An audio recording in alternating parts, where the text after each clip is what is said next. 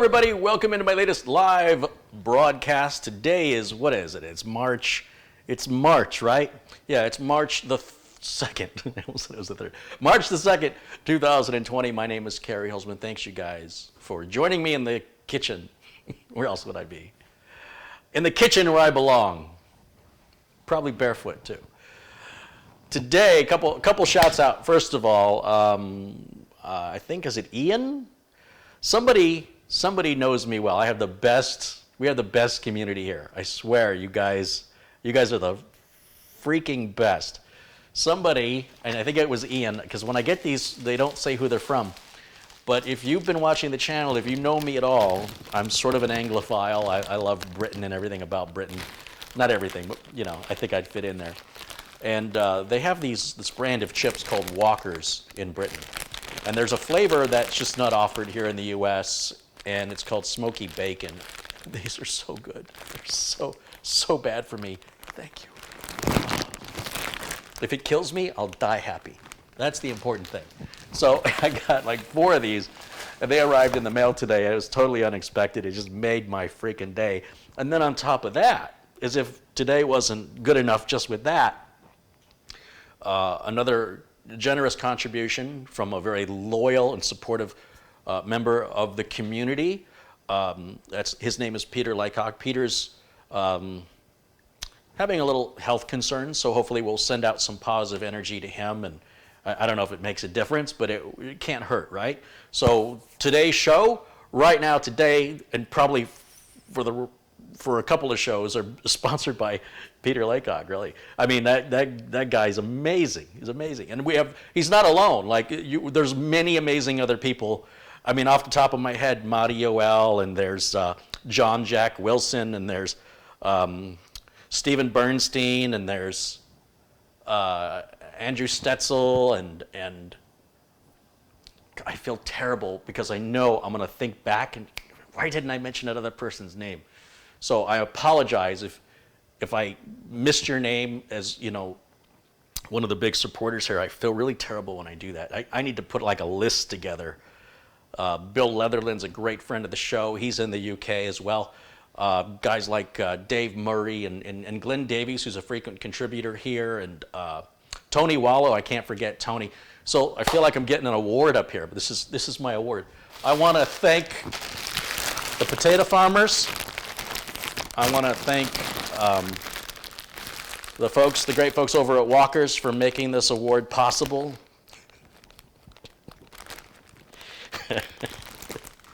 Now let me talk to you for 15 minutes about why you should be a vegan. I don't know, it's a Oscars Joaquin Phoenix joke in there somewhere. Okay, everything's moving very quickly, and I'm super charged up today. I got a lot of energy, so hang in there with me. I built a computer for many viewers will contact me and ask me to build a computer for them, and basically the viewers pay for the parts. I just build it, configure it, and ship it to them, right? That's my role here. So I don't want anybody thinking I'm selling computers and I'm making money off of people. This community is what's supporting this whole process, is the community. So far, there's no sponsors here. I expect to have RoboForm on very soon. They're going to be offering a discount code. I'm going to bring Acronis on very soon, and they're also going to offer a discount code. In fact, I'm going to try and do something with RoboForm, at least get you some information by tomorrow. Acronis will be the last week of the month. We're going to talk to them, and there will be a discount code for Acronis. If you're wondering, am I going to do that again? Yes, we are. Acronis has agreed to it. So if you're waiting to purchase it, it helps the channel. If you use the links that we provide to show the influence of this community to Acronis, because I would love one day to have Acronis as a sponsor of the show. I would like them to be the anchor sponsor. If it was my choice, I would be introducing myself as Carey Holzman live from the Acronis studios, not live from my kitchen. So we got to convince them it's worth their while. So also, the computer that I discovered the Y3K bug on is finally getting attention, and as I expected. The first link was posted by a journalist from Tom's Hardware who did no due diligence. He just credited a Reddit poster who then sort of referenced me in the process. But at least it got published. And I'm making an attempt to reach out to that journalist and let him know I've written for Tom's Hardware. And this is, I'm not new to this. Like it would have been nice if you would have maybe just reached out to me, because he didn't, the guy didn't really understand the serious nature of this bug. But the second article that was published right now, this is all live, is bleepingcomputer.com. And if you go there now, you'll see it's their top story. And they got the story completely right. The difference is the journalist spoke with me. There's the difference. So this is media, right? Everybody wants to be first with the story, but then they don't want to take the time to do a little work to verify any fact checking, like maybe considering who I'm not saying I'm anybody special, but this is my wheelhouse. This is what I do, and I've got a history of doing it. And it's just a shame they didn't go, Carey Holzman, who was also a journalist at Tom's Hardware, is one of our own, and also discovered the leaking capacitor plague, and he was the first person to bring media attention to that 15 years ago, whatever it was, is at it again. You know, that would have been nice, so that the source of the information, I'm always telling you guys, consider the source. So I am both pleased that the journalist felt it was newsworthy and frustrated that the only reason the journalist knew about it was because of a post in Reddit and did no due diligence at all. So, be careful what you ask for. I better get these out of my face, or I am going to be eating them. And all you guys are going to hear is crunch, crunch, crunch. So that computer, that's that one back there. That's the Y3K whole thing back there. So that's all going to be wired, managed, and cleaned up. And I'm not charging this person anything for that repair, just so you know. This community supports itself. I don't have to charge for that repair because I have such generous members and such a supportive community here that I can do that. People, when they're outside of dropping it off or picking it up, they do have to pay for shipping a computer to me and have to pay for the shipping back. But in most cases, I don't charge for repairs. So this is a business model some people have a hard time wrapping their head around. How can you do that for free? The way I do it for free is the same way public broadcasting works in America. It's without the government grant. If I had the government grant, I'd have the biggest studio you've ever seen. But the way it works is the community supports itself. If you enjoy the content and you want to see more of the content, then please support the content, right? And if that model doesn't work, and it's been working really well, but if it doesn't work, then we go to the traditional paywall model, or I go back to free but only make a video a month like I used to.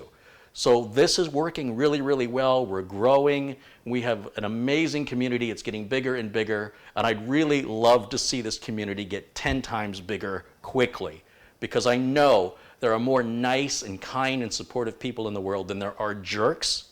And it's unfortunate that the jerks tend to be a bit louder. I think we can be louder too. All right. I see a bunch of support coming in here. Thank you, guys. And I'm going to go through that here in a minute. But I want to tell you about what this system is right here, because I'm so backed up in work, it's crazy. This is a laptop that's got a problem. All the customer's files disappeared. The customer doesn't know where they went or why. And I thought, well, we'll take a look at that later. I probably won't have time to look at it today. And then I'm going to have RoboForm on. We're going to talk about RoboForm. I got to finish that one up. I got the X570 here I got to finish up. I got the Z390 for both Michaels. I got to get their systems done this week. That has to be done. They have to be shipped out.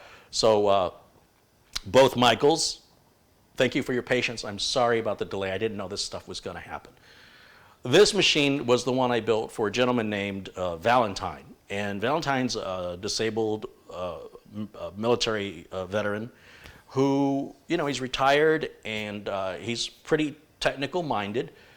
And he's got an older computer, and he wanted to buy the parts and have me build a computer. And I threw in a couple of things for him to support him. Not that he needed it, and he didn't ask. It was just it's just what I do, right? Where I don't just take. It feels good to give. So because the community is so supportive, I am able to then extend support out, like for Kids at Hope charity and giving away computers to disabled American veterans. Well, in this case, Valentine wanted a much better computer than the stuff I give away. He wanted, top of the, not top of the line, but pretty darn close. And so we saved him a little bit of money by giving him a graphics card that was contributed by another viewer named John Yasuda. Someone else is another name I should have mentioned earlier. And a Wi-Fi card. He's got a real nice Wi-Fi card. Anyway, I ship it to him, and it goes from Phoenix to, Minnesota, and he's in a rural area of Minnesota. There's nobody to help him get it out of the box, right? He can't do it himself. So he has to wait for assistance, and the box arrives perfect. Everything's great. But when he plugs it in, he says it won't turn on. And because of his disability, he's kind of limited at what he can do to figure it out himself. And I'm kicking myself in the butt going, Carey, you knew, you knew this was going to a rural area. Somebody wasn't going to be able to pick up the phone and call for help to somebody local to help him. And it's taken him a couple of weeks just to get somebody to help him. I think he had his son come over and help him box it up and get it shipped back to me so I can repair it. I don't know what's going on. It's very strange. It worked perfectly when I shipped it. Everybody saw this build get done. Somehow it got jostled in shipping. I don't know. We're going to find out next. Contribution had come in asking if we're going to make a shorter video on the Y3K. That is in process. These edits, if you see a 15-minute edited video of mine, that probably took somewhere between 1 hour to 3 hours because my sister has to sift through. You know what? You try it. You try it. Download one of my videos off YouTube, edit it to the point that you think covers all of the details without leaving out anything critical, and see if you can get it under 15 minutes and how long that takes you. It'll take you about 3 hours. And that's if you have the software and a powerful enough computer to render it out, because in a timely manner. So we have right now in my sister's editing queue, she's got 3 major projects right now, and the Y3K one is top of the line priority. And we're going to do 2 versions of the Y3K video. The first version will be a short version for the media, something more likely to go viral. Not that it will, but whatever. And then the second version will be just all the chit-chat cut out, and it'll just be my sleuthing and sort of a whodunit kind of video in a traditional computer repair style that I like to do here with all of the chit-chat and fat cut out. So it's just one step after the other. To show the way the mind works in the diagnostic process. So there's 2 edits of that she's working on. And then further, there's other edits of other videos. And then there's edits I'm doing. And then Subaru Mike wants me to come over and film. He's got an engine that somebody blew up, and he wants to film and explain why it's important to change your oil. So I'll be doing that with Mike, I think, next week. I'm not sure. Everything is super, super busy right now. But we've got lots of variety, lots of different content, interviews coming up with different people, other upgrades, repairs, and builds. So I'm not bored, okay? And I want to emphasize all of this is made possible through the participation and the support of the community. So if somebody comes in here and they're trying to tear the community down, we pretty much snuff them out pretty quick around here. So all my friends that you see there in blue, these are all my trusted friends that I count on to make sure that people can't come in here and poison the well of our community, all right? And I appreciate your support, and if you're not blue yet, it's just a matter of time, because if you're supportive and kind and I recognize that you participate, because a lot of people just watch, they don't interact. Well, if you don't interact, I don't know you're there. But if I see you interacting and I see you're not trying to prove how smart you are, you're not trying to prove you're better than anybody else, and that you're a kind and supportive person, I'm going to turn you blue regardless if you submit financially. It's just, I want nice people. That's all I care about. And there's a lot of nice people, and I want to make sure the nice people are acknowledged. All right, so thank you guys for being a part of the community. And let's get to work. So what I've got is, take a breath. Let me set this over here because it's full and it's Monday. So I'm going to verify that this machine doesn't turn on, and I'm puzzled. Look, it's inevitable, it's going to happen sooner or later that I'm going to send a system out and something's going to happen in shipping, because either it's been mishandled in shipping, it was mispacked, or me personally, I did not secure something tight enough and it broke free.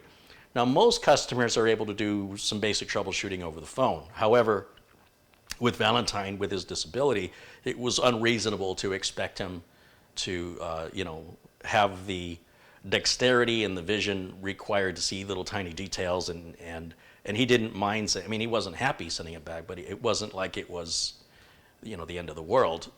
He understands these things happen. And I'm just beating myself up over it, honestly. So let's take the panel off first. And I even wrote a little note in there to him. And you know, he says the computer won't turn on. So what I want to do, you know, it's funny. I said I should have hot melt glue gunned the front panel connectors, and it turns out I did. I did hot melt glue gun them. So, because I remember they were really loose on this case. For some reason, I don't know why. So I very rarely ever do that. And I was thinking I did that to somebody else's machine. So now I need to find out what's going on. So let's get this thing hooked up, let's fire it up, and let's see what, if something came loose, or maybe something went bad. It's entirely possible that the power supply somehow died between here and there, or that when he plugged it in, it sparked it. I don't know. I really, all I know at this point is I need to verify the complaint that it won't turn on. So that's all we're going to do first. So power supply switch is in the off position. Now, he did say, here's the weird thing. He said when I laid it on its side, it came on briefly and then shut back off. But when I set it up right, and he says it likes to be laid down. And he says, I know, he's an electronics person. He's got a history. He's not, you know what I mean? And he's like, I know how stupid that sounds, but I'm telling you, if you lay it down, it'll start. It just won't post. And if you set it up right, it won't start. So that tells me something's loose somewhere, but it is kind of funny. It's also possible, you know, we could have a bad power button here, or we could have, because I remember that I had to hot melt glue these cables because I was having some trouble with them staying on the pins, and that's not normal. But I didn't really think much of it. You know, if they're not going to stay on, we'll just use some hot melt glue. So anyway, let's get it hooked up and see what it does. Where's my HDMI cable? And I'm going to give everybody a shout out on the contributions here momentarily, but let me just try and get some stuff started here first. And again, I appreciate all of your contributions and support, always. Big or small, often or inoften, just the fact that you're willing is very, it means a lot to me, so thank you. Okay, so let's get this HDMI cable in the back of the card, and let's get keyboard and mouse plugged in. So I got a little dongle right there. We'll take that out, plug it in back here. And then I just want to give a quick visual inspection to see if I notice anything right out of the gate. Let me get my flashlight. Let me get my glasses. And let's just take a look for anything obvious, although I think if it was obvious, Valentine would have seen it. I would have thought, I would assume. Everything looks pretty good so far. Everything looks well seated. Yeah. Man, this looks like something I built. I mean, this looks good. And I don't mean to brag, but I'd be happy to have it. So here's what I'm going to do. I'm going to flip the switch to on. I'm going to hit the power button. And there it is. It's turning on. Let's switch over to camera 2. And let's take camera 1 down. Okay. So one of the frustrating issues, of course, when you're diagnosing a problem is that you've got to be able to replicate the customer's issue. And you know the customer isn't making stuff up. You know that's not happening. So then you got to ask yourself, what's different from what I have to what the customer has? Like I don't know his keyboard or mouse. I don't know what USB devices he might be plugging in. But we couldn't even get that far, right? Like the machine would not turn on. And I can tell by looking at it, he's done nothing with it. So I know he's not messing with me. That wouldn't even make any sense. Why would somebody say, I want you to build a computer, and by the way, let me spend money to ship it back to you all the way from Minnesota? Ideally, it would have been nice to have somebody I know and trust in his area that I could have sent out there to look for me, because the cost of that probably would have been cheaper than the cost of shipping FedEx is the only one making money now out of this deal. So I'm going to shut it back off. And we'll wait for it to power down here. Okay, power's off. And I just want to wiggle these cables a little bit. And I thought he said he did all that already. Let me see if it turns back on. It turns back on. Okay. Well, this may be one of the shortest repair videos I've ever had to do. One of the issues is if I can't repeat the customer's problem, then I don't know what to fix. And if I send it back to the customer, I have no reason to believe that it's going to work for him. In other words, if it's working for me when I sent it, but when he received it, it didn't work. So he sends it back, I plug it in, I turn it on, and it works. I got to think 2 or 3 times before I'm ready to box it up and send it again. Because remember, this person is disabled and they're physically limited. So this thing has to work. There's no sort of let's roll the dice and hope for the best. At this point right now, there's a disconnect between me and the customer. There's something the customer is doing differently than me because, you know, everything looks exactly the way I sent it. It's not been manipulated in any way. It's not like you've seen before on other videos where the graphics card was all bent and there's like magnets and screws missing. So this is clearly a customer who's doing everything respectfully to their hardware. In other words, he hasn't, you know, broken out a blowtorch and tried to fix it himself. But I don't know if he's, you know, a phone call is going to happen at this point. I'm going to have to talk more to the customer and ask those questions. I am absolutely baffled. What are you going to do? Try it on its side. Of course, the computer doesn't care if it's on its side up, right side up or down.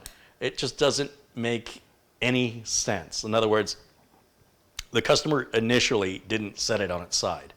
That was done after it wouldn't turn on, and they took the side panel off and they laid it on its side. And they were looking to see, he and his son were looking to see if there was anything that they could reseat. They reseated the graphics card, for example.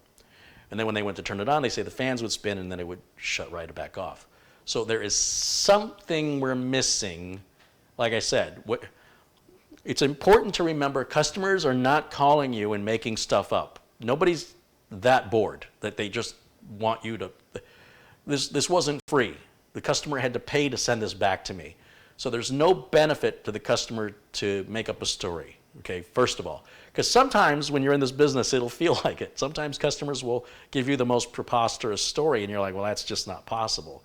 And what I've learned is, apart from doing the basic things like check the date and time and make sure that you only have the basic necessities plugged into the computer on the first boot. Don't be plugging printers in. Don't be plugging the internet in. Just plug your keyboard, your mouse, your monitor in, and it should fire right up with, you know, the power cable, obviously. And if it doesn't, you've got less things to worry about diagnosing. But if it does, and then you shut it back down and then start adding your other hardware, and then it stops booting, you know it's one of the things you've changed. So then, again, it makes the diagnostic easier. Now, because of the distance between Phoenix and wherever he is in Minnesota, it's over 2,000 miles. And because of the limited dexterity and you know, look, we're all going to get there, right? And not only did this guy, you know, support his country and fight for this country, but he's also at an age that he deserves respect.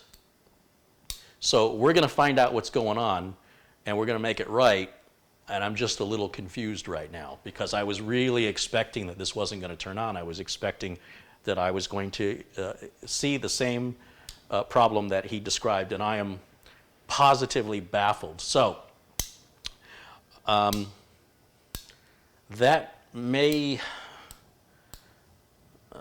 hold on a second, let me turn that one off and let's go full screen.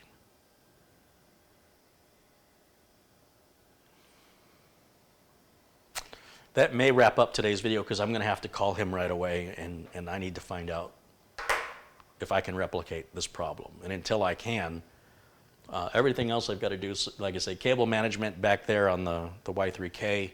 I got to finish. The power supply came in last week, right, or the week before last, for the build where we had the DOA EVGA power supply. So I need to do that as well. I don't know if it's worth making a video on stuff like that. I haven't made up my mind. Let me take a look at the contributions, and I'll give you guys a shout out for that. So we're going to start with Brendan Looney's contributed £2. Abdul Azim Patel contributed $20. Hey, thank you, Abdul. Chester Hughes at $2. Tony Wello, $4.99, and says hello. Michael Faust has contributed $2, and Thomas Robinson, £2. Marty Yoel, hey, Marty, he's contributed $10. Barry's contributed $5 and says, good find with the Y3K bug. Hey, thank you, Barry. Rick Lakes contributed $5. Sterling, $2, and says that's community support. Right on, Sterling. Space Lord contributed £2 and says, have yourself another bottle of cola. It's just what I need. Thank you. Chris Garrett's contributed $5. Sharon Idles contributed £2. Hugh Wong's contributed $5. He says, hey, Carey, I had a Coke today in honor of Carey Holzman. Cheers. It looks like you got plenty of rest. I'm glad it looks that way. Gainsy95 has contributed £5. Kay Francis. Gainsy95 says, I fixed the beeping problem on my computer. Turns out it was a faulty power lead. Yeah, that'll do it. Kay Francis has contributed $2 and says, have a couple of Cokes on me. Thanks for the help. Dr. Gregorian, PhD, says, over 1,000 live viewers already. Carey, well done. Welcome, everyone. Prepare to be informed. Marty O.L. contributes $2. He says, it's a ghost in the PC. Ghost in the machine, right, Marty? I know what you mean. Randall Doms just contributed $2 and said, also sent you support to your PayPal. You guys are the best. Oh, Luke Greenia, by the way, is another one I should have mentioned, another amazing member of this community, along with more of you than I can name. So I'm going to take a moment right now, because this rarely happens where I don't have another project ready to start up, because there's lots of projects to do, but it's going to take a while to, and I don't want to tear this one down until I talk to the guy. Okay, so for right now, if anybody has any, listen to me, technical questions, please feel free to ask in the chat room. We want to keep the talk to tech. That's what we do here. This is a tech channel. We talk tech here. And I would be more than happy to provide you with links or sources, if I know them, to your questions. And if I don't know them, or even if I think I know them, we have many members in the chat room who are a lot smarter than I am. And they are also available to, I want to see you guys help each other, support each other, and I'm just here to just pound the, wave the pom-poms and bang on the drum. Just keep banging the drum, man. All right, so let me just take a quick look. I have to sort of stall because there's about a 2-minute delay between what I say and when you hear me. So when I say, if you have any questions, go ahead and ask me, I have to figure out a way to sort of bide the time for you to hear that.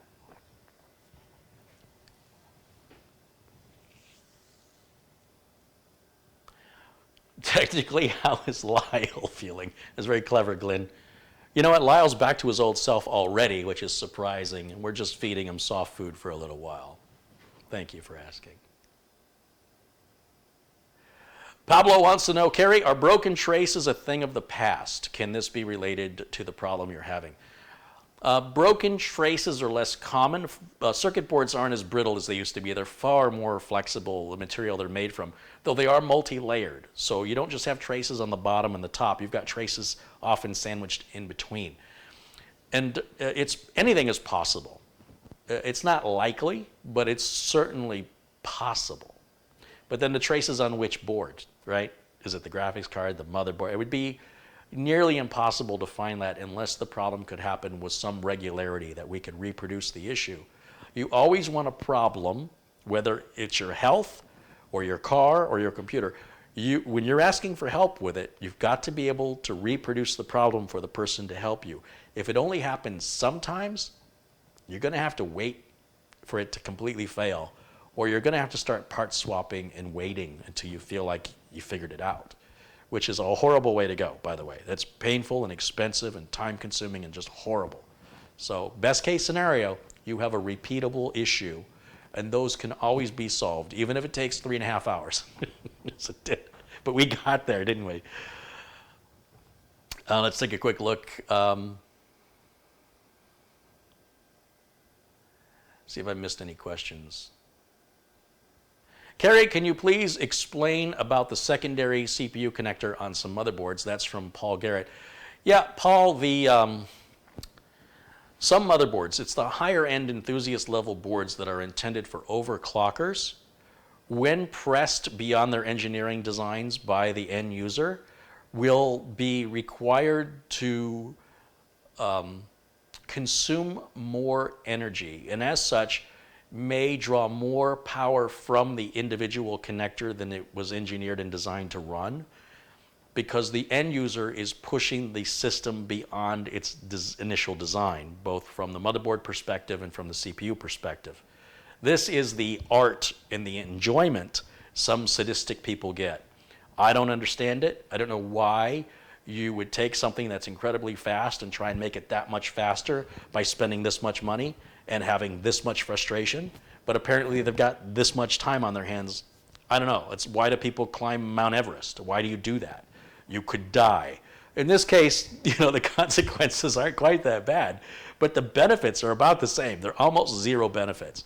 And whatever benefit you get from overclocking, the next CPU will be out in 6 months that'll already be faster straight out of the box without any of that exotic cooling necessity or tweaking that has to be done to fine-tune the system to stability under hard performance. Like Asus has a utility to auto overclock, but they've got two different settings. One is for overclocking in general, which means it's really unstable under heavy loads. And then the second option is like a creator's overclock, which is for video editing and heavy usage. But here's the thing. Even doing that doesn't guarantee the machine isn't going to crash on you.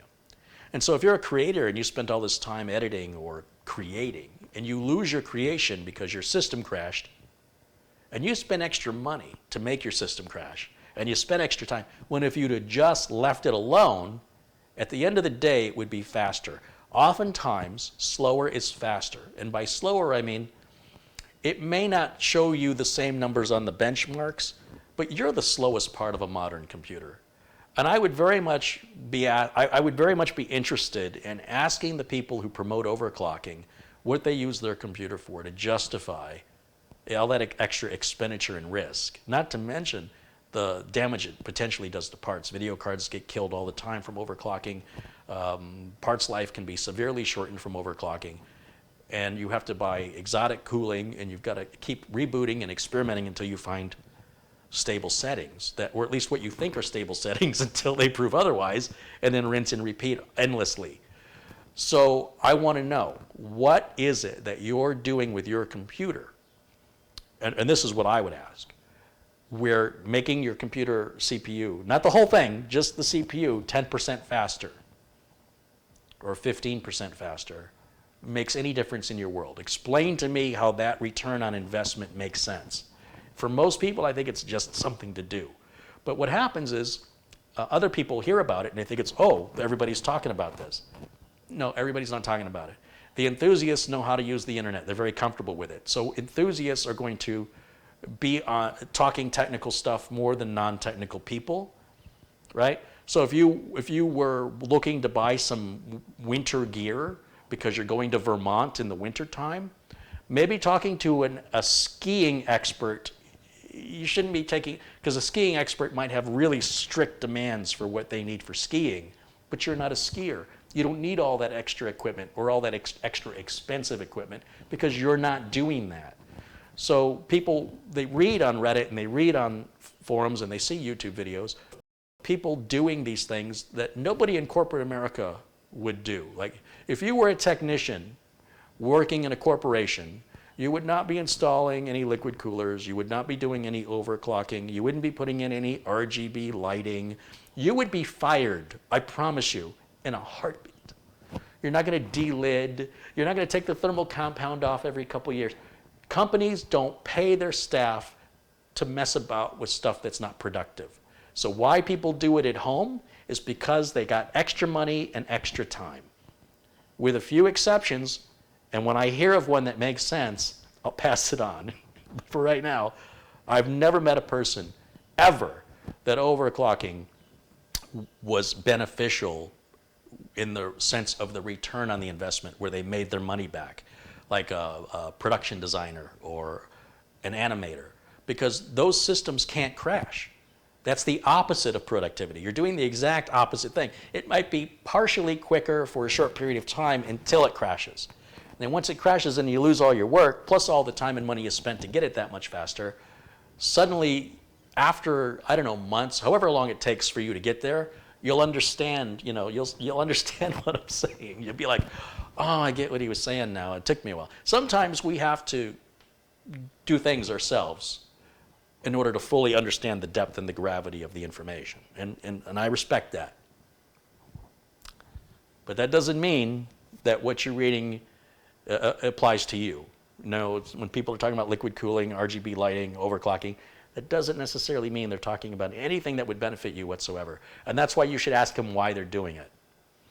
Anybody if you're reading about people doing it or you see other YouTube channels encouraging it, ask them why.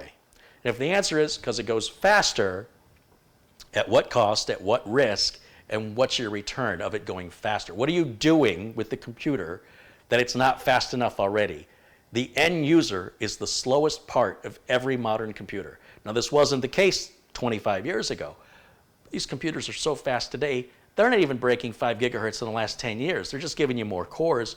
Very few people use more than 4, honestly. Very few. You don't even know. You're just like, oh, it's Threadripper. It's got 32, 64 cores, whatever. It's better. It's not better if you're not using it, man. You can have a Dodge Hellcat that you just take the kids back and forth to school in. What's the point? You know what I'm saying? What's the point? Just to show off?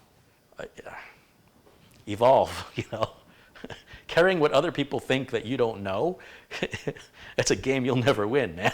All right, let me see if we got any other questions there. But that's a good question, Paul, and thank you for asking.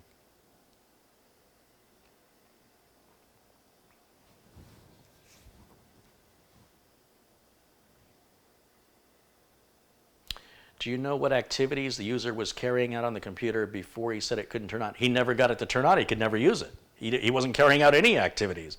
He wasn't able to use it at all. It would not boot.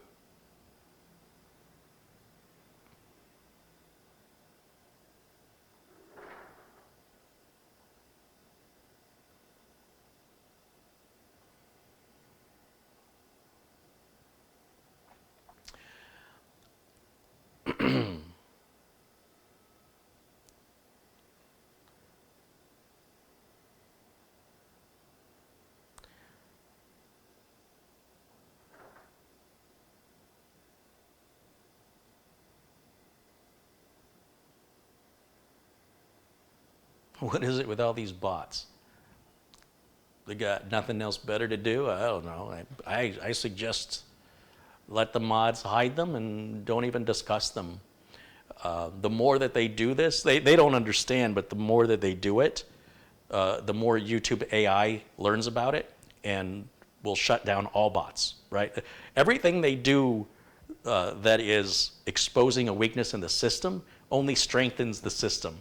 So in a way, they're helping, right? Just go ahead and hide them, but for the most part, it's just temporary. YouTube will lock this down as they learn the technique, and then those people, these lazy idiots, will have to figure out some other moronic way to waste their time before they die.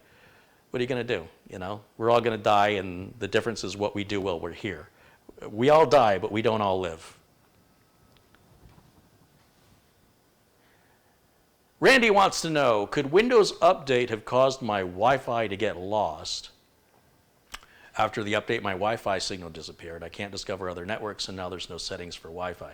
It could have installed a wrong driver, but you have to determine, first of all, if something else can connect to your Wi-Fi. So if you have a cell phone or a television, and it's connecting to your Wi-Fi, and it's only your computer that's not connecting, you probably have a network card driver you need to roll back. You can go back either way. Go to the network card manufacturer and download the latest driver for your Wi-Fi and install that. And that should take care of it. Make sure the card has not been accidentally disabled. You might have right-clicked the mouse and and disabled it and didn't even realize you did that. Let's see. What else we got?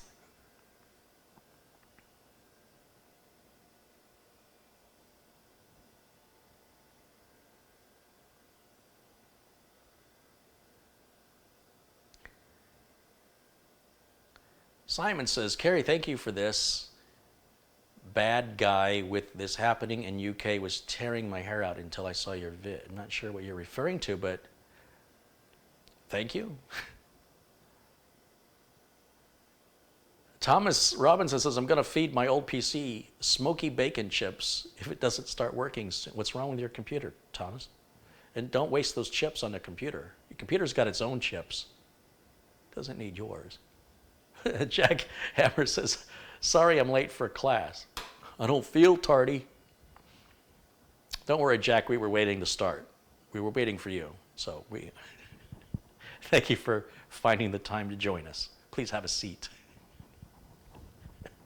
My name is Mr. Hand. There's a reference for people who get it. Anything computer or Windows related says, Carey, thank you for sharing your knowledge with us. You are the reason I am able to fix computers on my own without having to use Google all the time. Right on. I love hearing that. That's amazing. Spock says, here's an instant overclock. Swap out that rusty spinner for an SSD. Absolutely. But most of the people at Overclock have already done that, right? I mean, they wouldn't be caught dead with a hard drive. You know, they're elitists. There's not many. Look, I don't want to throw a blanket over an entire group of people, but there is a stereotype for a reason, and many of them are snobs and elitists. So they're already not going to have a hard drive because they're smarter than that. So they claim. So yeah. But you're right. A lot of people who read the information online may not realize that that's a piece of going faster, and that by overlooking that, because they don't have the knowledge of computers, and they jump ahead into some expert's discussion, and you can't tell them apart. You can't tell experts from morons on the internet half the time. So, and one person's expert is another person's moron. You know what I mean? Like, one person will say you're a genius, and another person will go, you're an idiot. And you're like, okay, well, I guess I like this one over here. I remember I was at a television show when I lived in California. And my dad had a girlfriend at the time, and I took her with me because I had 2 tickets to the show. And it was a comedy show. Comedians would get up and talk for like 10 minutes. I can't remember the name of the show. This was the 90s. And I remember Arsenio Hall was the MC or the host of the show, and he would introduce each comedian. And the place was set up like a comedy club, with little tables that people would be seated around. And the show had started filming. It's all very official, and the lighting and applause and all that other stuff. And Arsenio gives his monologue and introduces the first guest, and then they cut, right? It's not all filmed live like I do here. This is all edited later. And as Arsenio is walking off the stage, he walks by the table we're sitting at, and my dad's girlfriend, and everybody's very respectful. They're like, it's kind of a big deal. The guy was in Eddie Murphy and a couple of movies and had his own talk show, and there he is. He's right there. You can touch him, you know? And everybody's just being very respectful. And my dad's girlfriend says, excuse me, I just wanted you to know I thought you were hilarious. And I was kind of embarrassed, like, oh no.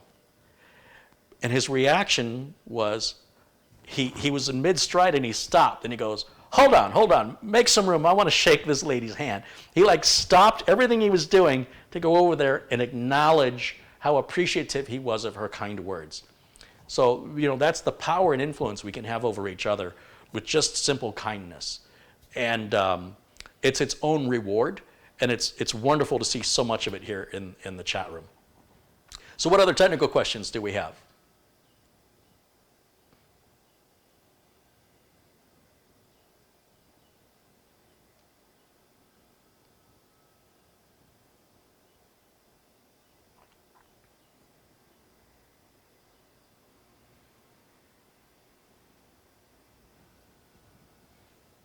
Carey, is there a difference between regular RAM versus gaming RAM? Yeah, about $20. Jonathan says, Carey, I got an i5 9600K. I'm sorry. I cracked myself up. That was funny, right? But it's true. It's funny because it's true. Sorry, let me get back to, I'm such a goof. But it's true, though. I got an i5 9600K and an MSI Z390 Gaming Plus motherboard playing games on this computer. Should I enable the game mode in the BIOS to auto overclock from 3.7 to 4.4? Jonathan, things like this you have to experiment with. Some motherboards have an auto overclock, which is intended strictly for gaming, right? It's not intended for doing any actual work because of the risks involved. You may find that your system gets a lot louder, and you may find at the end of the day, no matter how fast the game runs, your gaming skills are not any better than they were. I can go to the store and I can buy some really nice pots and pans, but that doesn't make me a better chef. I can buy a nice Yamaha piano, but I'm not going to be playing Mozart any better than I can play it. Right now, there seems to be an emphasis on how good the computer performs as an excuse for somebody's poor gameplay performance. What's interesting to me is I can watch a 12-year-old kid with a 5-year-old computer in Fortnite kick the butt, literally just kick it, of an older person with money who is trying to buy their gaming skills. So, putting this emphasis on performance, extreme performance, as if it will make you a better gamer, if you want to believe that, I can't stop you, you know. If you find some difference in your gaming performance, I would struggle to know how that matters in reality. In other words, if you're like, oh, well, the screen looks smoother to me, I would really question how the screen looked before. Like everybody else is playing with those settings. Why is it not good enough for you? Was there something wrong? Do you need your eyes checked, or you know you're playing online, right? And the latency online is something to be concerned about. Latency is life or death. How fast your screen refreshes, not so much. Maybe if you're playing offline, maybe. I doubt it, though. I really don't think so.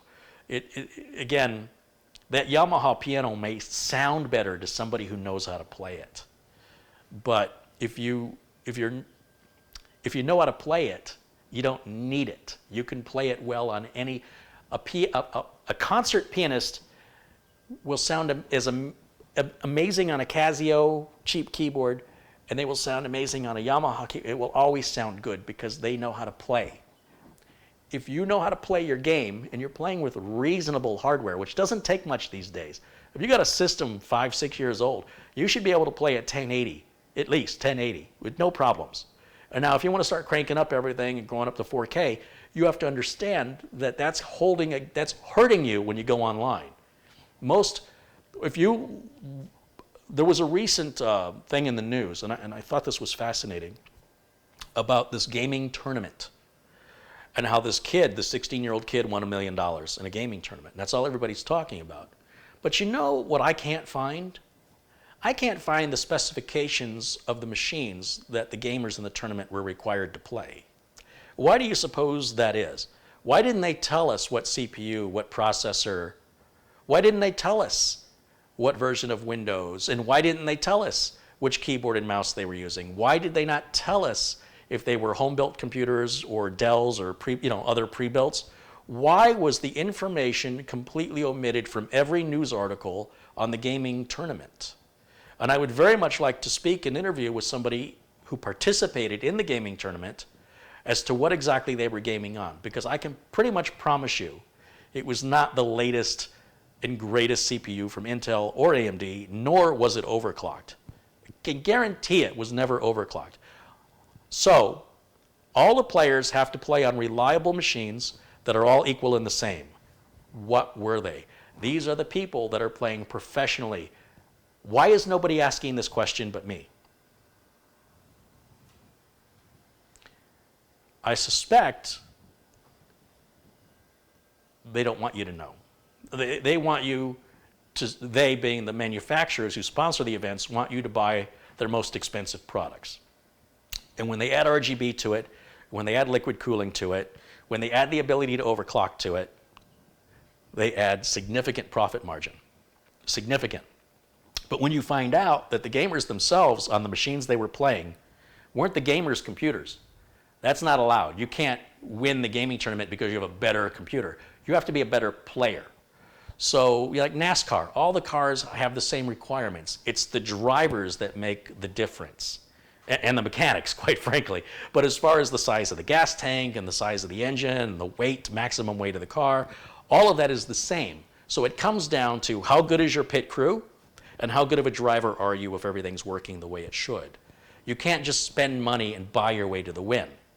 Not in NASCAR. And likewise, when it's real gaming and tournament gaming, if you're like dreaming one day you can be a cyber athlete, you've got to learn to be able to play on other machines besides your own.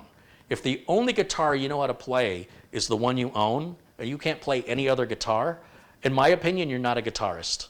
But that's just my opinion. And buying a more expensive guitar won't make you a better guitar player. It might encourage you more, right? You might have a fancy guitar, you'd be like, oh, I want to play with that today. But ultimately, at the end of the day, it's the work you put into it. And what you put in is what you get out. And I'm talking about good old-fashioned effort, not money. Money will only get you this far, at least in gaming. Carey, have you ever used the AMD Stormy software? I've never needed it, Gabriel. I think it's a day late and $1 short. I don't know why anybody would want that, honestly. Hard drives are so capacious these days, it just doesn't make sense to me. But, you know, different people have different needs and different budgets and a different amount of time on their hands. So no, I've never needed it, and I don't know anybody who's... It hasn't solved any problems anybody's ever had lately. Like, that would have been a great solution 15 years ago. But today, yeah, it's kind of late to the party, you know? Sherry says that was a pretty cool analogy with the guitar. Well, I'm glad you liked one of them, Sherry. Sherry's been making some pretty cool thumbnails for the videos, if you guys don't recognize the name. I offered to pay Sherry for them, and she said, no, I want to contribute to the channel by making these thumbnails for you. It's like, wow, that's really cool. So me with the Sherlock, that's all Photoshop. Sherry did all that. She's amazing. So you guys can tell Sherry thank you. Sharon Idle's asking me a question. Yeah, Sharon, of course. Yeah.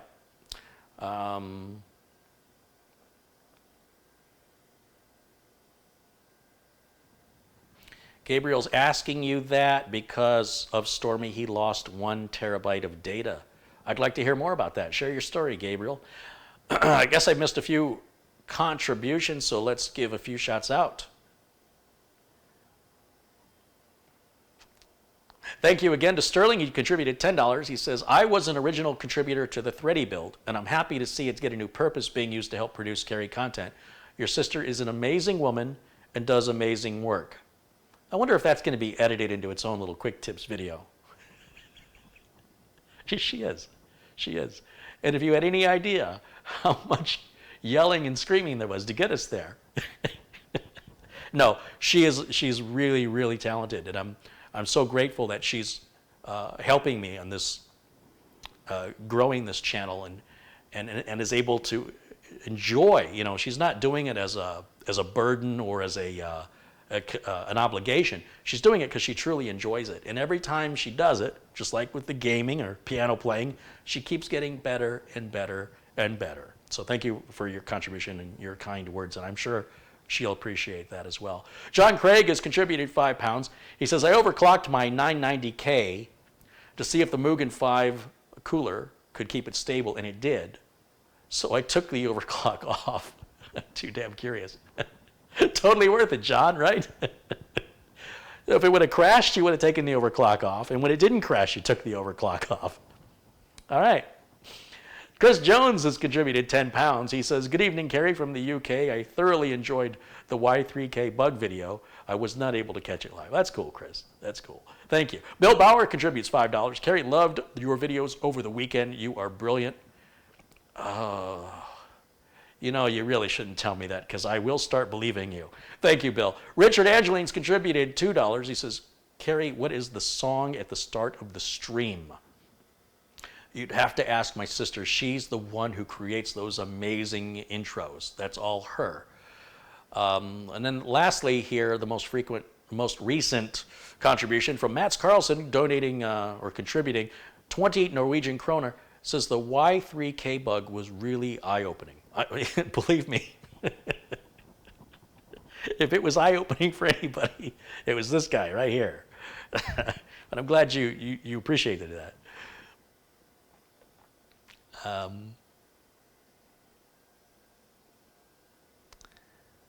Let's see what else we got.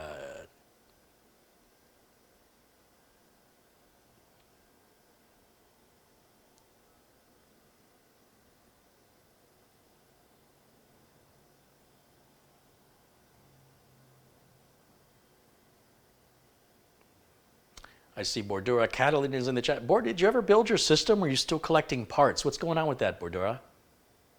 Because, you know, I'll be back in Michigan again in September, if your parts are still not put together by then. Does she still eat keto? Yes, yeah, she does, Scott. Scott Pysick, I have to tell you guys, so you'll see a guy in the chat room, his name's Scott Pysick, and Scott was starting his own computer repair business, and he asked me if he could pick my brain, and I wasn't quite as busy, obviously, back then, and I said, sure. When we talked on the phone, like, he was expecting to just hammer out a few questions and be on and off the phone in maybe 20, 30 minutes. I think we were on the phone 2 or 3 hours. And Scott's business has grown. And he sent me a picture the other day of a bunch of Corsair cases he had lined up for builds for customers, and how, he's agreed that, using these parts is super reliable, very aggressively priced. They're not expensive and they're not cheap. They're like right across the middle, best bang for the buck kind of deal. Good, he's not killing himself in warranty support from buying cheap parts or finicky parts that are real high-end, and like Thready is nothing but been trouble for me, as you well know.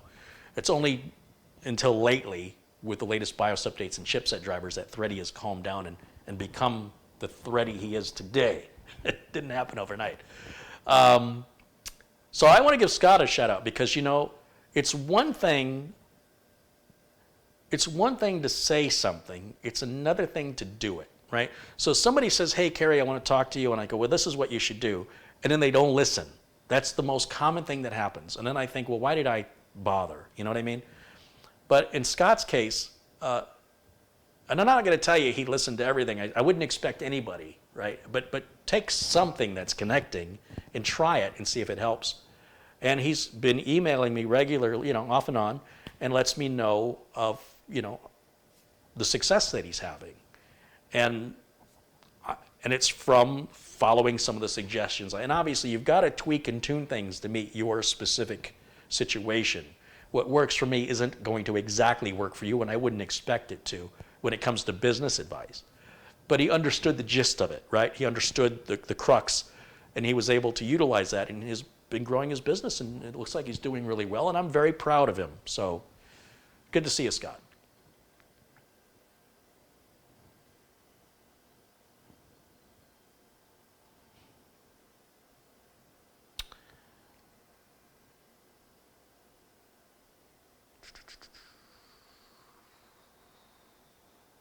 What will be the next rendering, Carey? I've got the presentation I gave about, what's it been, a week or two now?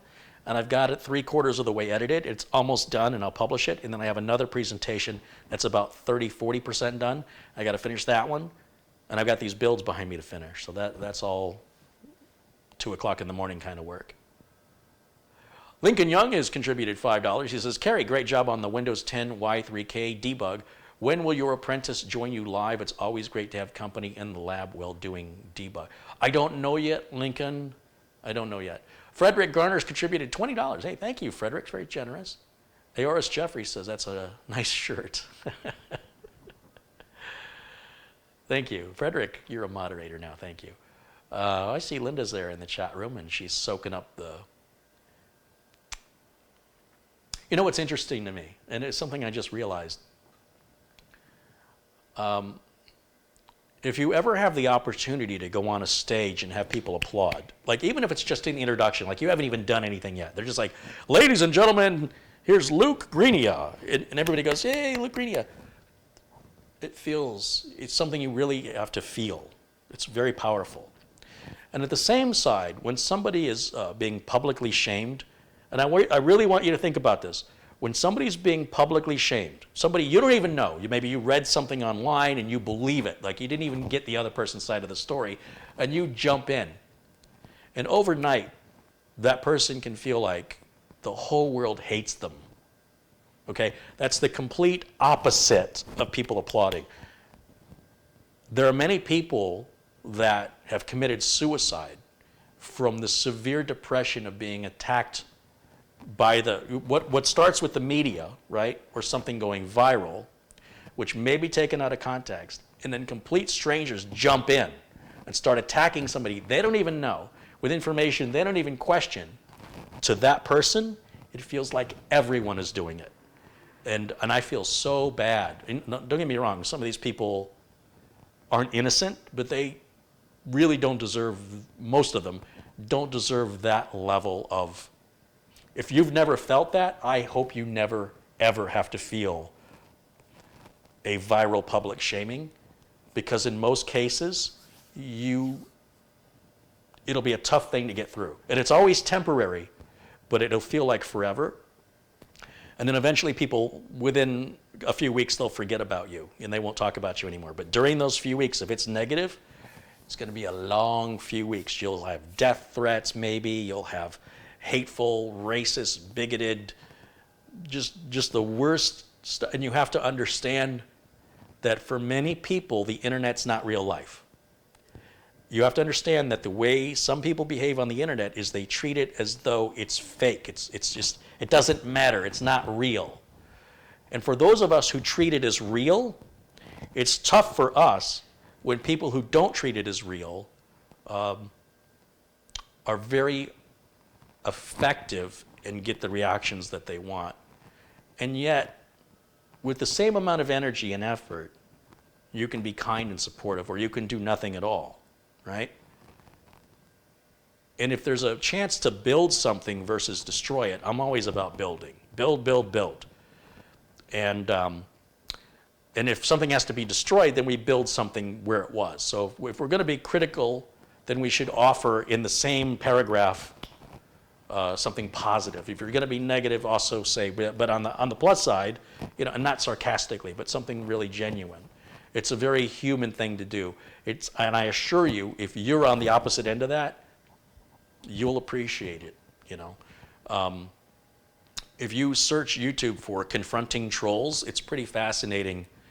Some of the content creators that have gone out and found their trolls, and how cowardly and spineless every single troll was. There wasn't anybody who said, I meant what I said. There wasn't anybody who had the guts to say to the person's face what they wrote online. But they excused their behavior by saying, it's just having fun. It's not real. It's just Twitter, It's not real life. And so there's a big disconnect between those of us who treat it real and those of us who don't treat it real. So keep that in mind, and I hope that you don't find yourself as a victim of like a viral style of attack, because there's people that don't survive that, seriously. Back to technical questions. Luke says, I'm very thick-skinned and I don't tolerate bullying of any kind. That's why I admire Carey so much. He has zero tolerance for it. There's no reason. There's no benefit. What's to be gained? What are you going to get? Like if you're nice to me, we can be friends. But if you're a jerk, what do you get from that? Nothing. You get maybe some weird sort of twisted temporary satisfaction. So does a heroin user. How does that usually turn out for the heroin user? I really haven't heard any good endings ever. I didn't hear Bill Gates go, well, I was really struggling with Microsoft until I started doing heroin. And that's when things really took off for me. Jeff Bezos isn't like, really had a hard time with Amazon. Then I started to do meth. And now look how wonderful my life is. Like, this isn't stuff we don't already know. So the behavior is inexcusable. It leads to nothing good. It doesn't lead to anything permanent, nothing sustainable. It's all very temporary, and you're all going to die anyway. So why don't we have a good time? To wake up and feel so much hatred for somebody you don't even know in person, Wow, what a miserable way to go through your life. That sounds awful. Whew.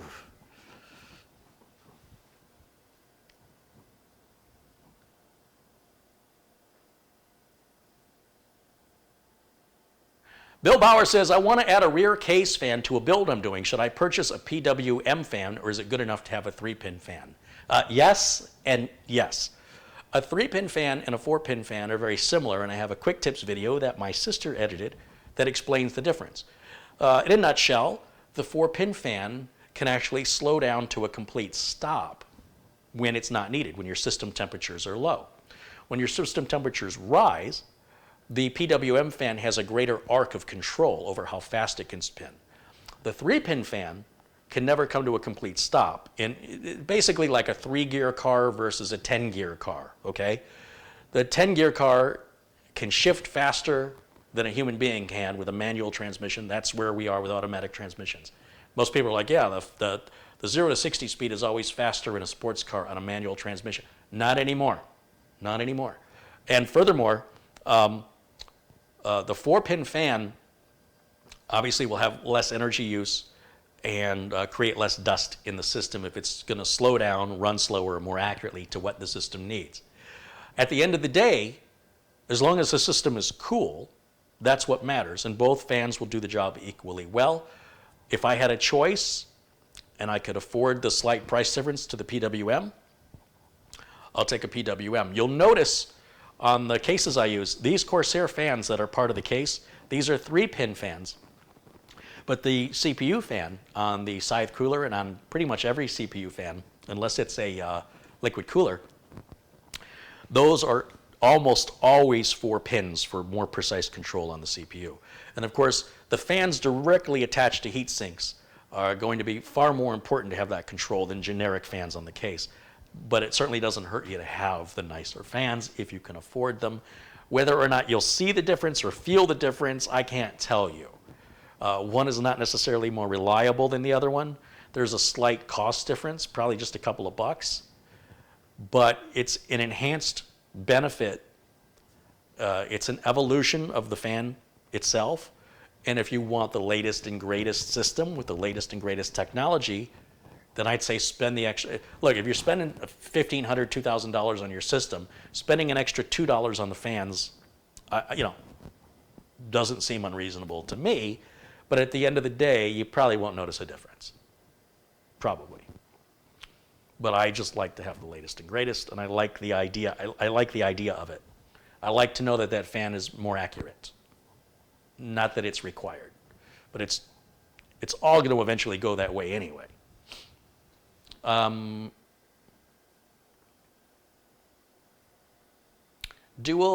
Does dual BIOS chips, this is from Earl Miller, do dual BIOS chips on my motherboard mean the BIOS is also backed up?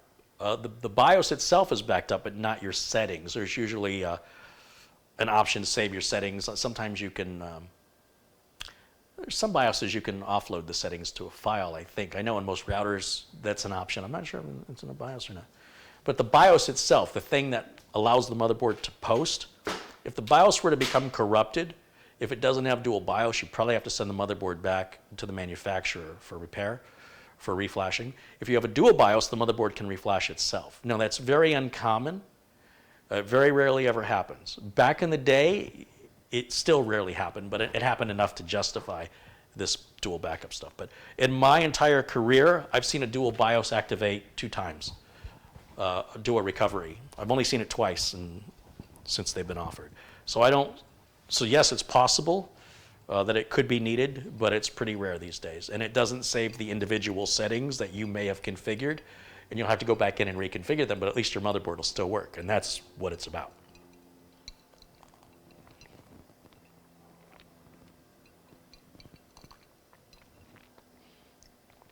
Marty Yoels contributed again, $5. Again, thank you, Marty.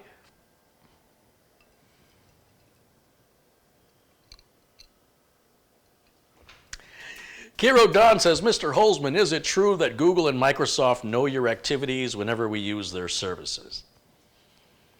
Well, yes and no. If you're on the computer like I am 14 hours a day, Microsoft's not going to hire 2 employees to just watch me all day. They don't. So that means that for every person using the internet, there's another person that has to watch you. They can't watch 2 people at the same time. You can't do it. So that's nobody's job. What they have are artificial intelligence. They have programs. And these programs look for ways to sell you stuff. They really don't know who you are. They know a general vicinity of your source of your IP address. Like my IP address might say I'm somewhere in Arizona, but it doesn't specify where I am. That's why a VPN doesn't really help you very much as far as like gaming and stuff like that. Like swatting attacks, VPNs don't stop that. That's not how people are getting at you. So anyway, regardless of that, all they're looking to do is sell you stuff. They honestly don't give a rat's behind about you. They don't even know you exist. They don't care about you. You're not unless you're a public figure or you're a celebrity, really nobody cares about you. As far as, I mean, outside of the people you know and love and who love you back, Microsoft doesn't really give a rat's behind anything about you. You could be sick, they're not going to send you a get well card, okay? And they're not looking to find some blackmail on you. All they're trying to do is sell advertising. So they have automation. And all it's doing is they'll be like cookies that are shared between sites. And so if you have a cookie on your computer where between shared sites, they can recognize a pattern of behavior that would apply to a product to present to you as an advertisement. That's all it is. I don't know why everybody's making a big deal about it. Now, if you have a Google voice assistant, an Amazon Alexa, something like that, Google Home, you are voluntarily putting yourself out there. Like everything you say is recorded, even if you don't say Alexa first. It's got to hear you to hear Alexa, right? So it's listening to everything all the time. Now, what's it doing with that information? I don't know.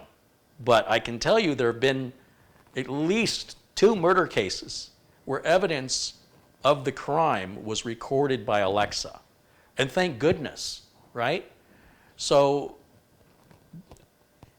when people put web cameras in their house, when people put Ring doorbells on their house, and then say, well, I want my privacy, you sort of have to pick one or the other. But the benefit of nobody really caring about you is you're just another face in the crowd. It's like you're a rock star, and you look out at the audience. You don't see necessarily everybody's face individually. You just see a sea of people. Nobody necessarily stands out. There's an old Japanese expression that the nail that sticks up is the one that gets hit by the hammer. So you're not likely to get hacking attempts like I am, and I'm not likely to get hacking attempts like a real celebrity might. It's a level of popularity that may bring out targeted attacks to an individual. But if you're not in the public eye, if, again, you're not a celebrity and you're not a politician, nobody really cares. It's just there to sell you stuff, and it's all machining. It's all machine work. It's just algorithms. It's just math. That's all it is. So I think people make a bigger deal out of that. However, if you do something illegal, the police may go and look at your computer history, which may be eye-opening to help solve a crime. But if you're just minding your own business, they're not coming in and looking for a reason. Nobody's got time for that. There's too many people on the planet.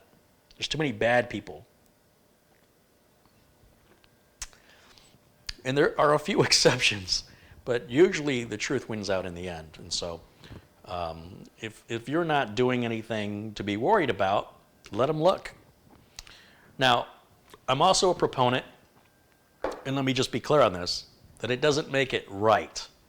But if you want to participate on Google and Microsoft, then you also volunteer to allow that to happen. And if you don't want to allow that to happen, nobody's forcing you to use their products. You may voluntarily choose to stop. You won't be punished for it. If you don't like the terms and conditions, don't participate. It's really that easy. If you're not paying money for a service, it's ridiculous to expect any form of entitlement to your needs or desires or wishes. It's a take it or leave it.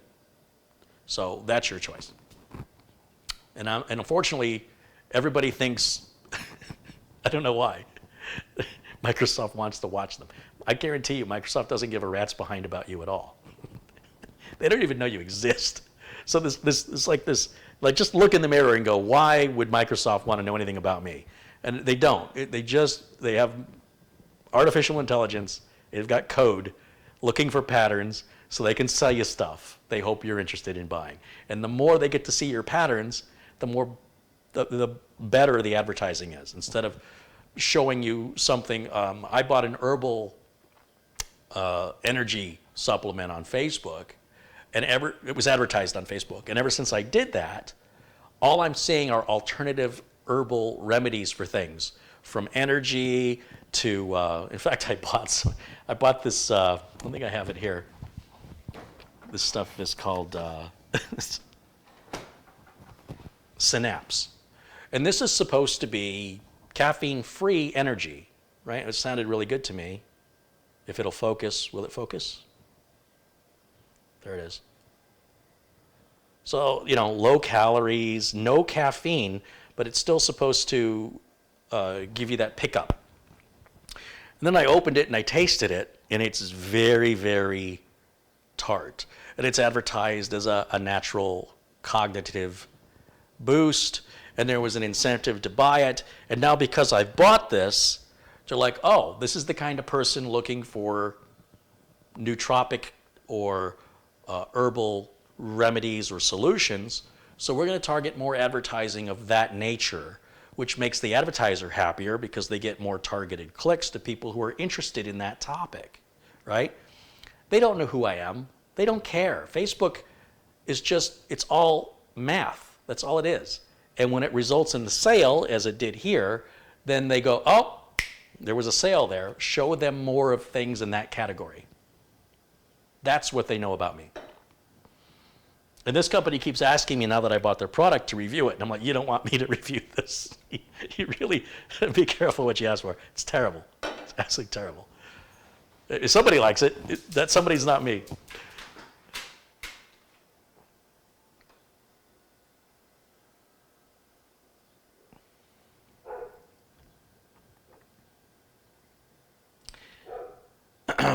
Someone in the chat room thinks the NSA and the CIA are looking at it. You must be doing something to get their attention. That's all I'm going to say. Give me just a second.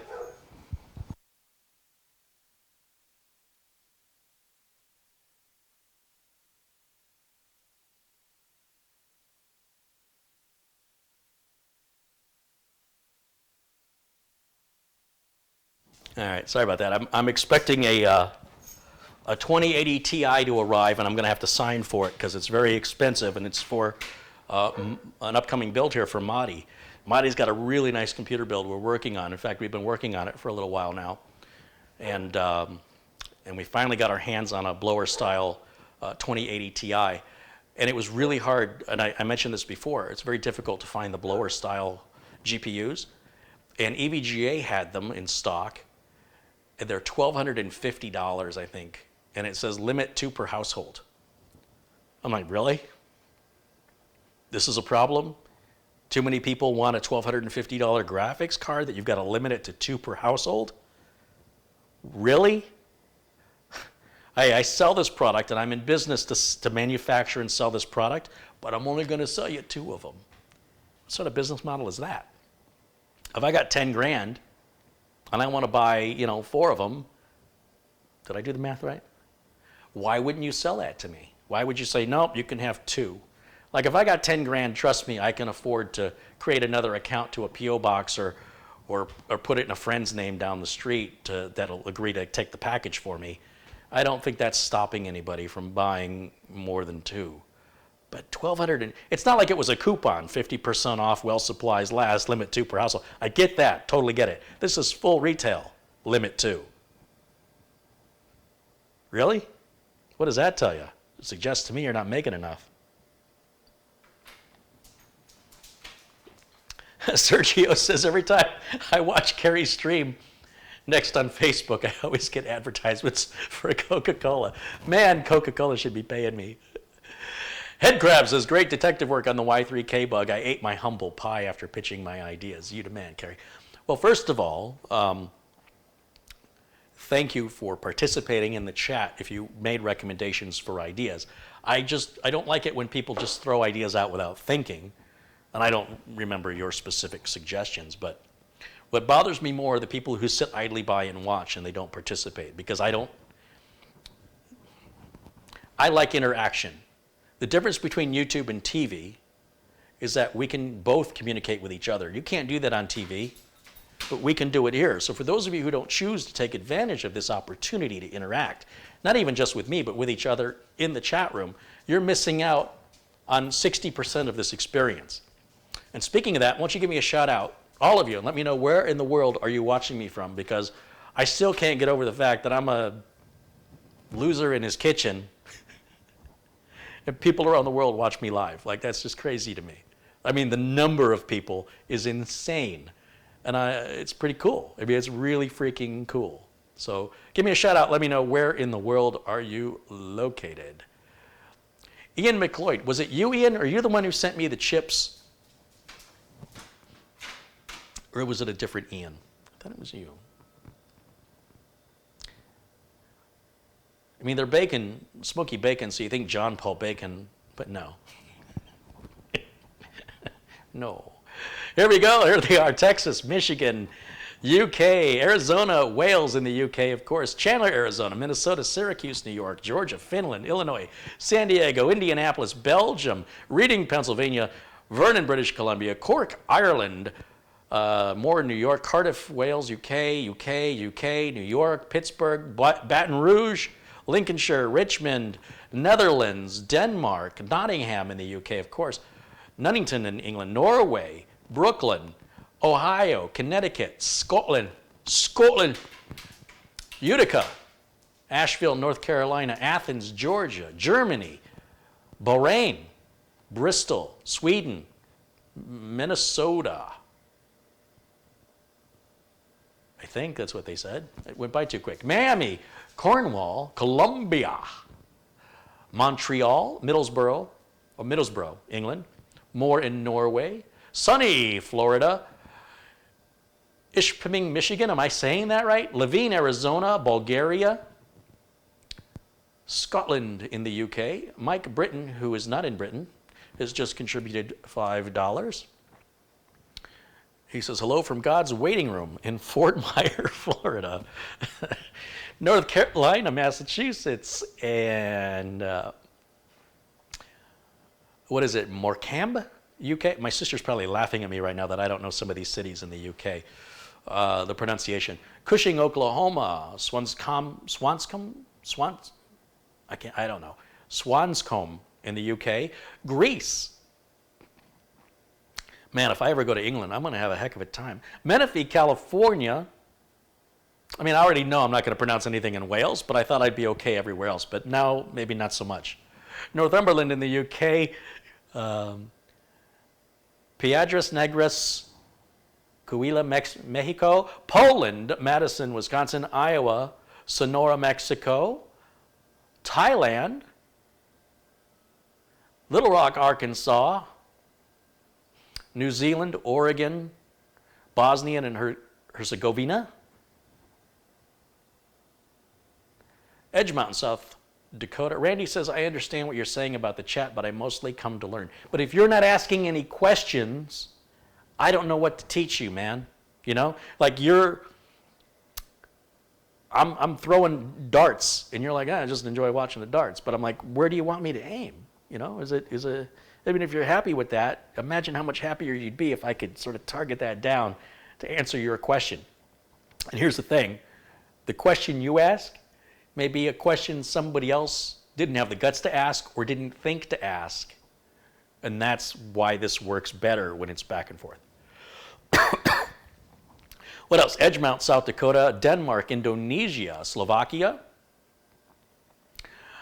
Fargo, North Dakota, Kent in the UK. I can pronounce that one. Oporto, Portugal. Right on. Cape Breton in Canada. Lumburn in the UK.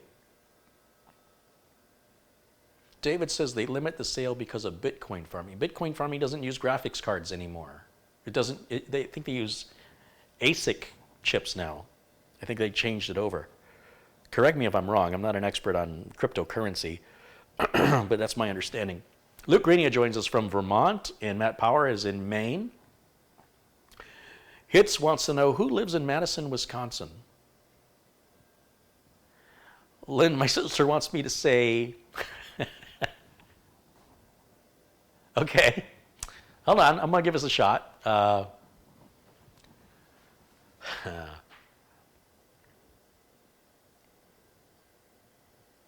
Is it Meyerbon? Meyerbon? Just probably laughing out loud right now. I can just hear it. Thanks, you guys. For those of you who jumped in there and let me know where you're at, I appreciate that very much. Ken is watching us from Cancun, Mexico. Oh, tough life, Ken. Sounds good to me.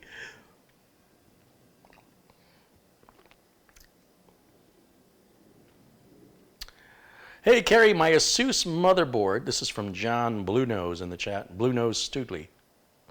He says, Carey, my Asus motherboard says error code 00. What does that mean? As far as I know, that means 00. It means nothing. It means it's no error. One of the things, the reason why I don't trust, I sense a quick tips. Why do I not trust the LED diagnostic? Let me start again, edit. Take 17, Carey. Why do I not trust the diagnostic LEDs and codes and even the audio beeps from a speaker on a motherboard when I'm diagnosing? It's because the motherboard is bad. Something is, well, maybe the motherboard's not bad, but something connected to the motherboard is bad. So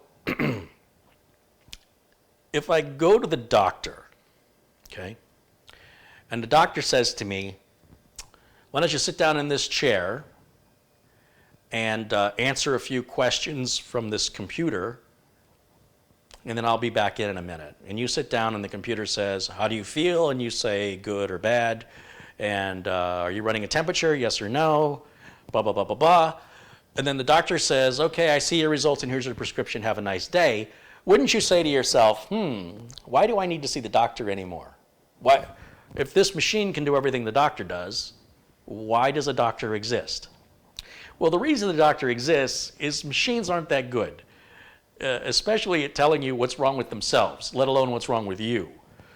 There's often amazing medical claims that are usually all proven to be wrong, like Theranos. I wouldn't even get into you about Theranos and what a genius this person was who created it, and what a scam artist this person is alleged to be years after all these reputable investors sunk hundreds of millions of dollars. Like, that's how convinced they were that this actually worked. And it didn't work. So now there's like claims of machines that can, detect coronavirus and stuff. I'm sorry, I've heard all this before, and maybe it's true, but this all feels like a wheel going around again. Human judgment is required in proper diagnostics. And while sometimes the error beep codes or the LEDs can help in a diagnostic, I've been in this business for nearly 30 years. And I can tell you, I don't use them because I find they often, far too often, offer me very little or misleading information. And I believe the 00 on an Asus motherboard is not listed in the owner's manual as a valid code. I think it just says not used, or it might as well not be there. So instead of asking a broken motherboard to tell you what's wrong with it, use your brain and learn from my examples so that you don't have to be a robot fixing another robot or asking the robot to fix itself. You should be a fully sustainable and independent person, in my opinion. That's what I'd like to see. Self-reliance, who doesn't require the machine to fix the machine. You understand? You should be able to, if you're willing and you're able, follow the simple instructions that I give to simply diagnose and repair any problem with your computer with enough patience and attention to detail. I guarantee you, you are fully capable of it. But to believe a diagnostic code, to me, is more often than not a distraction that is not useful in solving the problem. It is inaccurate. in most cases, in my experience. Or at least in enough experiences that I just don't trust them anymore. They're just not that good. The machine's broken. So how can you believe it? How can you believe what a broken machine is telling you? Think about the logic there. It doesn't make any sense. I'll come up with another analogy some point that'll be hilarious. But for right now, you're asking a broken machine to reliably tell you why it's broken. I mean, why don't you just expect it to fix itself? I mean, if it already knows what's wrong, why doesn't it just do the repair? Right? And why would it just say error code 00? Why is it they just wouldn't write out what the problem is? Why do I gotta go to a book and look this up? Just put it on the screen. What is it? Put a little LCD up there. Tell me, push the start button. I don't know. Is that all it needs? It's broken. It can't tell you what it needs when it's broken. It's not working. Tell me why you're not working. Go to work. Tell me why you're not working. I forgot my email password. Okay, I'll email it to you. Wait, what? You kind of go around in a logic circle, right? So yeah. Doc Murdoch says, what's the best budget system to live stream on YouTube with multiple cameras? I really wouldn't know without asking you a ton of questions about the type of streaming, the type of cameras, the resolution. You know, it's I don't know. Really don't know. It's not all the same, you know. Art Awesome's contributed $5. Says, PC lost the internet, but the internet is still working on others. I restarted both the PC and router, no luck. Went to bed, woke up with the internet restored. Why? So sometimes people want to know why things happen, and it may be something that's only happened once. And now, I have this conversation quite often with people, and if you hear yourself, like if you and I have had this conversation and you're watching, I'm not talking about you. I've had this conversation with a lot of people, and they'll call me and they'll say, I had this one problem this one time. Why? I don't know why. I wasn't there. I'm going off of your word for it. I can't tell you why. When the problem happens over and over again, let's talk. But what you're asking is for forensics, and forensics are extraordinarily time-consuming and relatively expensive, and depending on the investigative work done and the amount of time and the skill, may or may not be very useful or accurate. And furthermore, what's the point of knowing why if it never happens again? Or if it's 6 months from now when it happens and you go, oh man, Carey told me why, but now I can't remember what he said. So it's a complete waste of time. Look, I sneezed. Do I have the coronavirus? I sneezed. Maybe it's just a sneeze, you know? If you sneeze more and your nose starts to run and you start to get a sore throat and a fever, different story. But one sneeze one time, so what? So what? So what I'm saying is, so what? The computer was broken, you don't know why it broke. The next day it's working, it's still working. It's never happened before, it may not ever happen again. If it continues to happen, let me know. Again, a diagnostic of a system that's working is impossible. It's absolutely impossible. Nobody can diagnose a working system that has a it's impossible. Well, I suppose you could get lucky. It's just very, very improbable. Since I am on the internet and everybody's measuring every word I say with literal definitions, sometimes I exaggerate a little bit because it's so impractical. You might as well, you know, think all these other things are possible too. So anyway, it's a good question, and it's a question I get often. So maybe we'll have to turn that into a quick tips or something, or address it in an own separate video.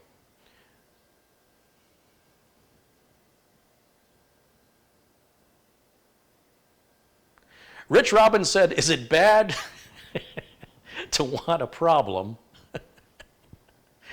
so I can get back on the show? Cheers, Rich. That's a very nice thing to say. I'm really busy, man. I don't need any more work. It was a pleasure having you here, and I hope there'll be an occasion, and I'm sure there will be, to bring you back on. You're an absolute pleasure to have on the show, and I appreciate that you've shared your system repair with us, and you joined me on camera, and it was fun.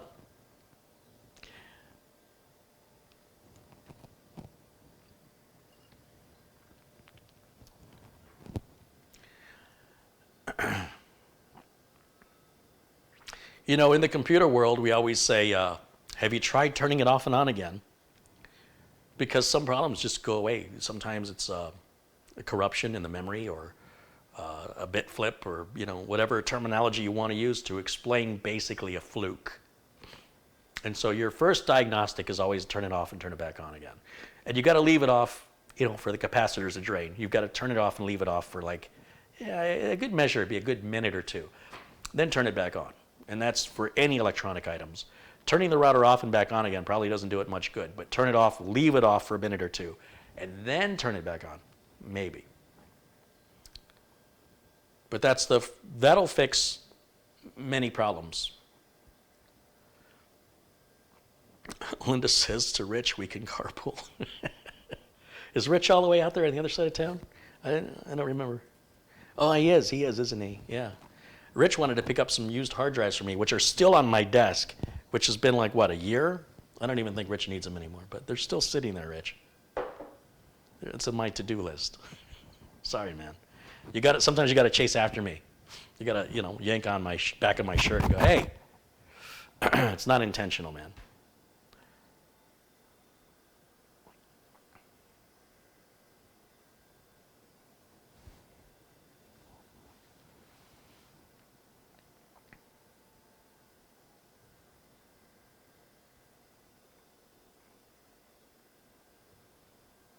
Do you think AI is the future of doctors? No, I just told you why it's not. So, no.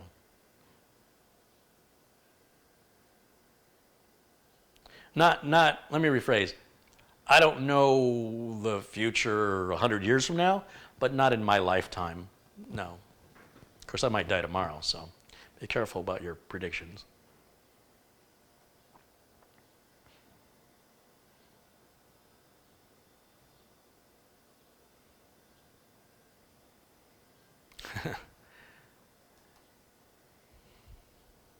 Yeah, I know about that city in Wales there, Modeling 101, and I'm not going to try and pronounce it. No, not even going to make an attempt. Is it a caffeine day, Carey? Hugh, every day is a caffeine day at my age. Carey, do you ever use the event viewer in Windows administrative tools to track down issues? Bill, I used to back in Windows 95 days. I really rarely find any need for that.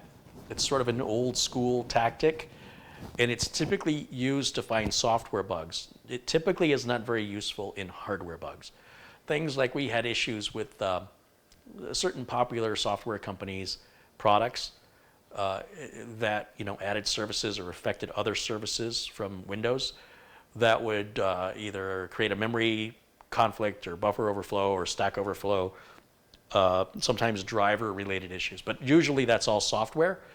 Mostly what you see me fixing is hardware, because when it comes to software, I really don't spend much time, because I'm so busy, and in the corporate world, this is where I learned this, trying to root out a needle in a haystack. So I have a quick tips video that explains you can fix any computer problem there's no rocket science to this. The first thing you've got to decide or determine when you're fixing any computer problem is, do I have a software problem or do I have a hardware problem? And this is why if you call Dell or HP or any of the big brands, if you have any problems, the first thing they do is tell you reset the computer. You're going to lose all your data. So have all your data backed up and reset it, meaning there's an option to restore the computer to the original condition it was in when it came out of the box. This is effectively a nuke and pave. It's starting over again. So if I have a customer system here, and I don't know if the problem is hardware or software, one of the first things I can do is make an Acronis image of their drive onto an external drive, or grab a spare hard drive and temporarily disconnect the customer's hard drive and reinstall Windows, and then try and replicate the problem. If the problem goes away, then it's a matter of copying the customer's data over and telling the customer they'll have to reinstall their applications again, and here's your bill and have a nice day. If the problem reoccurs, then I can restore the customer's configuration or plug the customer's hard drive back in and take my hard drive back out. And then focus on the next issue, which may be RAM or power supply in the case of like random crashes. Those are most often the issue. But it could also be the motherboard, the CPU, any drive plugged into it. Anything plugged into the motherboard is a potential suspect of the cause. But you start off with hardware or software, and it's just that easy. And then when it's the hardware, you just start swapping out a handful of parts, really. It's probably, in most cases, the RAM, which is why I have a quick tips video showing you how to test your RAM for free. And there's probably, I would say, 5 to 8% of you watching right now have bad RAM and you don't even know it because you're not hitting that you're not getting there yet. You're not using enough. You are not utilizing the bad RAM. So like, if you've got 32 gigs of RAM or 16 gigs of RAM, whatever it is, and you're only using 8 gigs of it, and the bad RAM is up here in the 10 gig range, it's in that range, then you just never see it. Until one day you start using Photoshop or something really resource intensive, and all of a sudden your computer has a problem it never had before. Well, no, the computer's always had the problem. You were just unaware of it. So by using this free MemTest 86 application, you can test your RAM and see if it's bad and be proactive instead of reactive.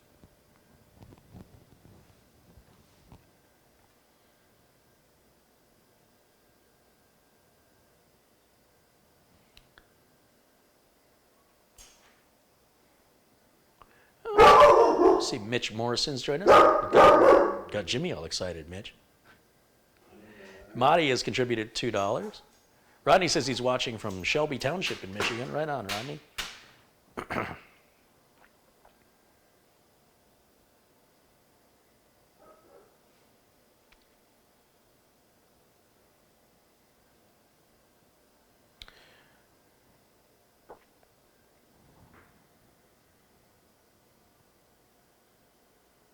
Chris Roy says, I'm only a Padawan. Thank you, Jedi Carey. Don't make me get out my saber.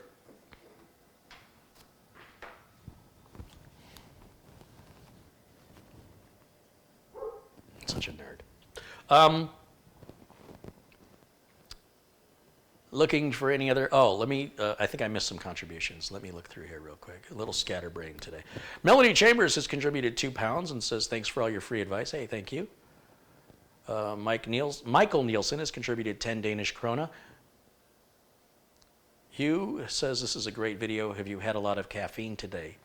I've had a very busy day, and so I'm very energetic today, yes. Michael Nielsen contributed again, 65 Danish krona. Thank you, Michael. Krill Gunn has contributed 20 SEK. I forget what that is.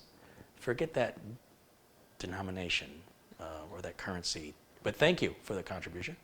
Again, $5 from Madi. Joseph Jorstifer has contributed $5 and says, great catch on the Y3K issue. Keep the videos coming, and thanks to this community. Right on. I think that catches me up. Did I get everybody? I think I got everybody.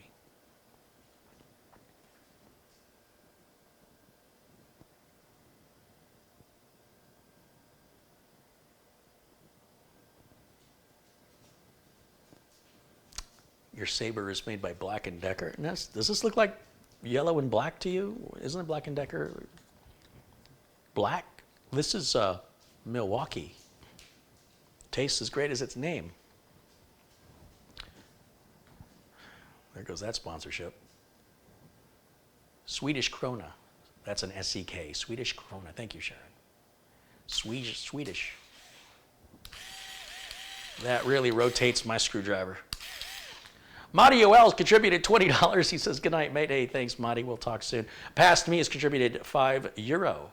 Thank you, Past Me, for your contributions.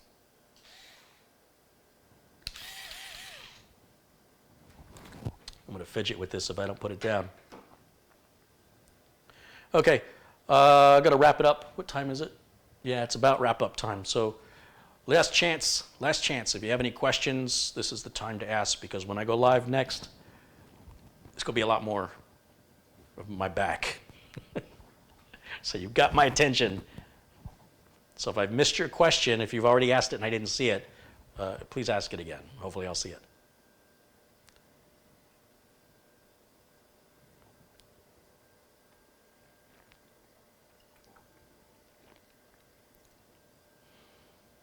Yes, Lyle is feeling better. He's back to his barking, tail wagging, camera hamming it up self already. Yeah. But we're still feeding him soft food.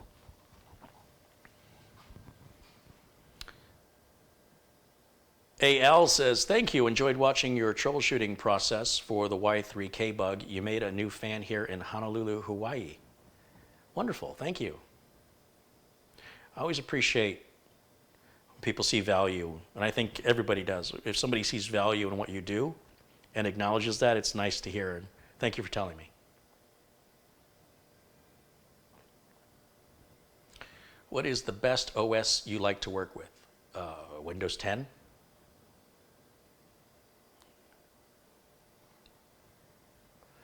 If there wasn't Windows, I wouldn't have a job. So I really like it a lot.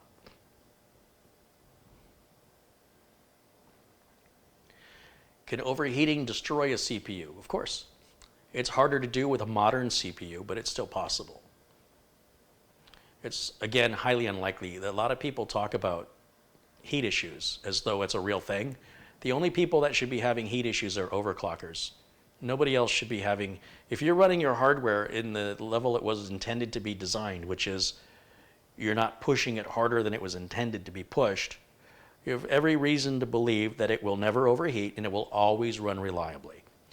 The minute you start to push it beyond its engineering limits, which is what overclocking does, it finds those limits in each chip, each individual chip, even of the same make and same model, even from the same batch, will exhibit different limits.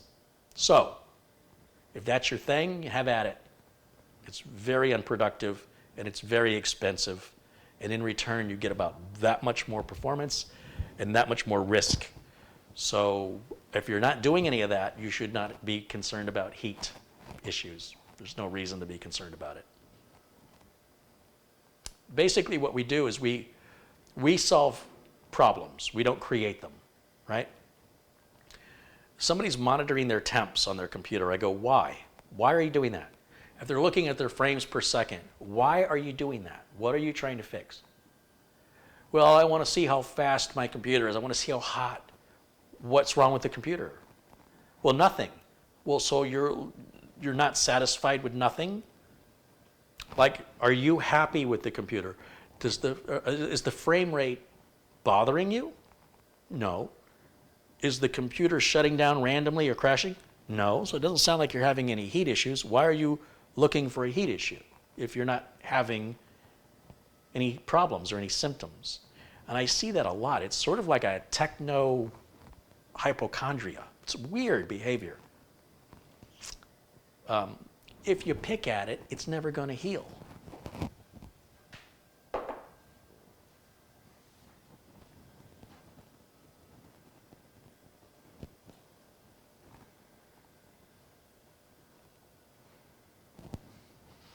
Carey's screwdriver is a Milwaukee, they say. It is. And it's got a clutch. It's 2 speeds, and I can lock it. And they say the problem is it has no LED. There's one thing I can't stand. I cannot stand a screwdriver that has an LED on it. Oh, that drives me crazy. It does sort of have LEDs that tell me the battery strength right there. But I hate them because they're completely worthless. They're pointing in the wrong place half the time. The screwdriver creates a shadow where the light can't break, which is often where I need to see. Or they eat up the battery. They significantly decrease the battery life. And sometimes you have to, on some drivers, you have to push the button and it turns the light on. And if you set the driver down and you don't turn the light off, you just drain your battery. Or the light goes off automatically after a set amount of time, and you have to keep pushing the button over and over and over and over and over again. But to each his own. But one of the reasons I bought this driver was specifically because it does not have an LED on it. Not that I don't think it does, because it would be bothering me. I would probably be complaining about it. Believe me, I know how to do that really well. So, yeah, one person's trash is another person's treasure.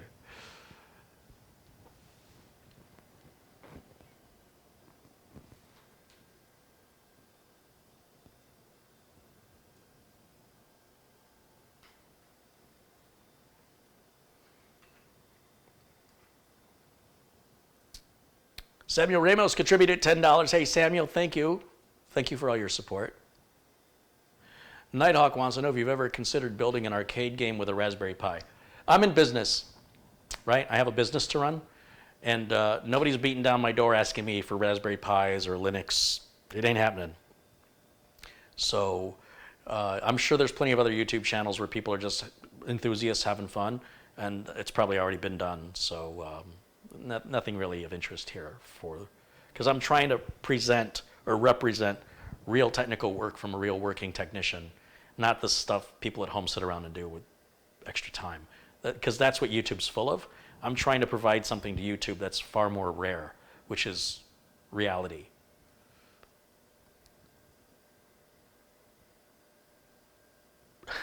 Was that snide? Sorry. John Williams says, good night, Carey. Great show today. Thanks, John. I love your music. Carey, can you update the BIOS on a Gigabyte H370 HD3 just in case it's not updated for the Gen 9 CPU?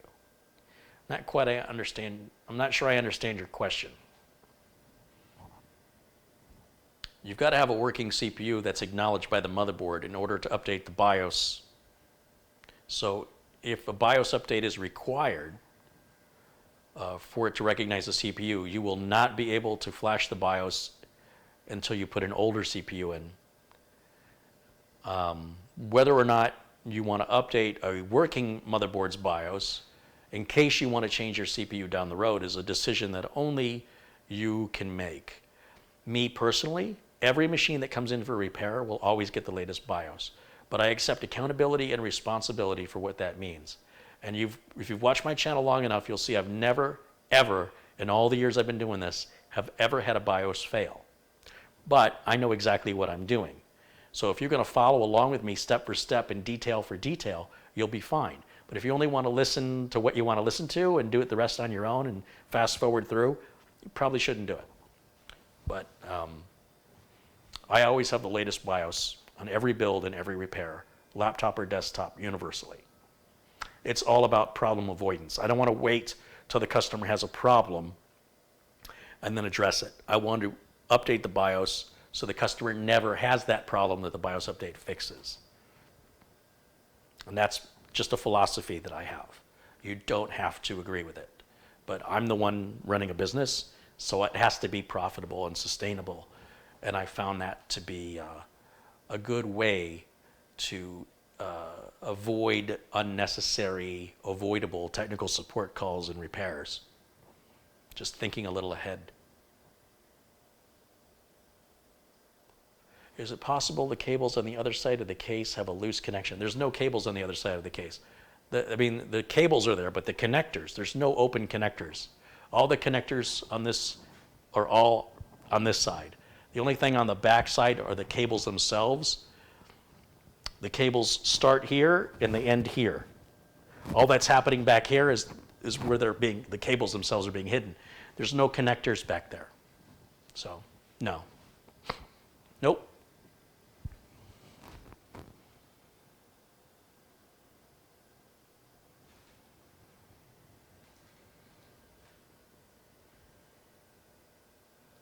Did I code the Windows 10 optimizer? Oh, no, I don't code. Windows 10 optimizer is by a very talented man who I am very proud to call a partner and friend, a business partner. Not that there's anything wrong with that. His name is Nick Shaw. For years. He's really, really sharp. He's a smart guy. He's probably a little too smart. But anyway, I never really, I've known Nick and I've respected Nick, but I never worked with him before. And as much as I respected him before I worked with him, I respect him even more now that I can see how fast he is. He's not somebody who says, yeah, I'll do that, and then waits 6 months. Like the next day you've got something. And it's not like it's something sloppy. It's like, holy smokes, how did you do so much in such a little time? Like I didn't expect to get a response that quick. And so the quality of the work is there. Nick always takes care of anybody who purchases product from him. He's not going to argue with you about like a refund. There's some people, they're like, well, it's my money now. I gave you the product. I got your money. Done deal. Because you can copy software. It's a lot more difficult to copy money. So most software, as far as I know, software manufacturers do not offer refunds. Once you buy it, if it's any type of media, a movie, a book, software, it's all sales final. And Nick cares about his customers' happiness. And if he's got an upset customer, I do believe that Nick believes like I do. I'd rather have no customer than an upset customer. Because in the long run, that will save me money, right? You don't want somebody coming after you and just being a pest and just being vindictive over principle for $2. Or, I'm not selling cars here. Anyway, so Nick is very good at what he does. He has good business acumen, and he's a pleasure to work with. And he's the one who codes. And then we work together on it. I make recommendations or suggestions as to what I need. Nick may suggest, you tell me what to do. They're just recommendations and suggestions, and I suggest strongly. And then once it's good enough for me, then we release it. And well, it's got to be good enough for Nick and good enough for me. And then once we're on the same page, then we release it. And then if anybody finds anything wrong, it gets addressed in a free update. So we're not there to take advantage of anybody. And yeah, I don't code. Not anymore.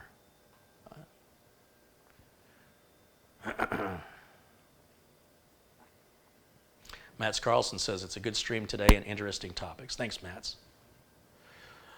Jens and Voltson says, hello from Denmark. Hello. Is it Jens? Jens?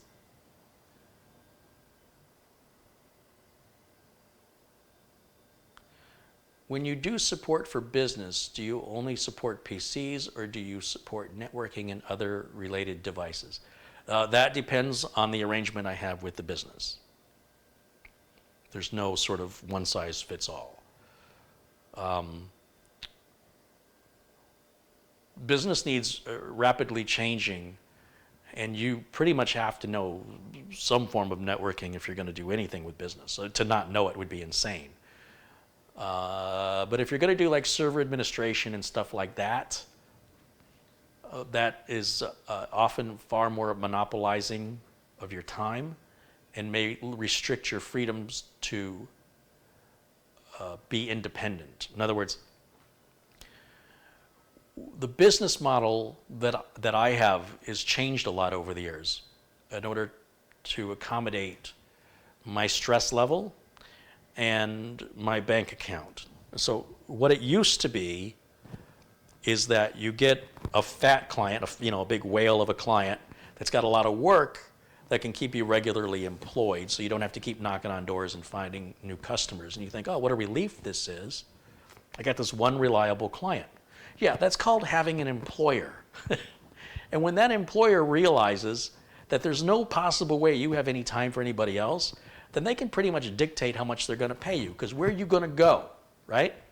So you're not self-employed at that point. So you don't want to put all your eggs in one basket, as the case may be. And that's what I used to do. I had like a couple of big eggs. But if I lost any one of them, it would have been a significant hit to my lifestyle, which isn't extravagant by any means. Anyway, newspapers used to sell subscriptions to their local community, right? So when I was a kid, I used to deliver a newspaper that doesn't exist anymore. You might be watching this video going, what's a newspaper? But the Detroit News. In the 1970s, I got on my bicycle uphill in the snow both ways, and I delivered the newspapers every day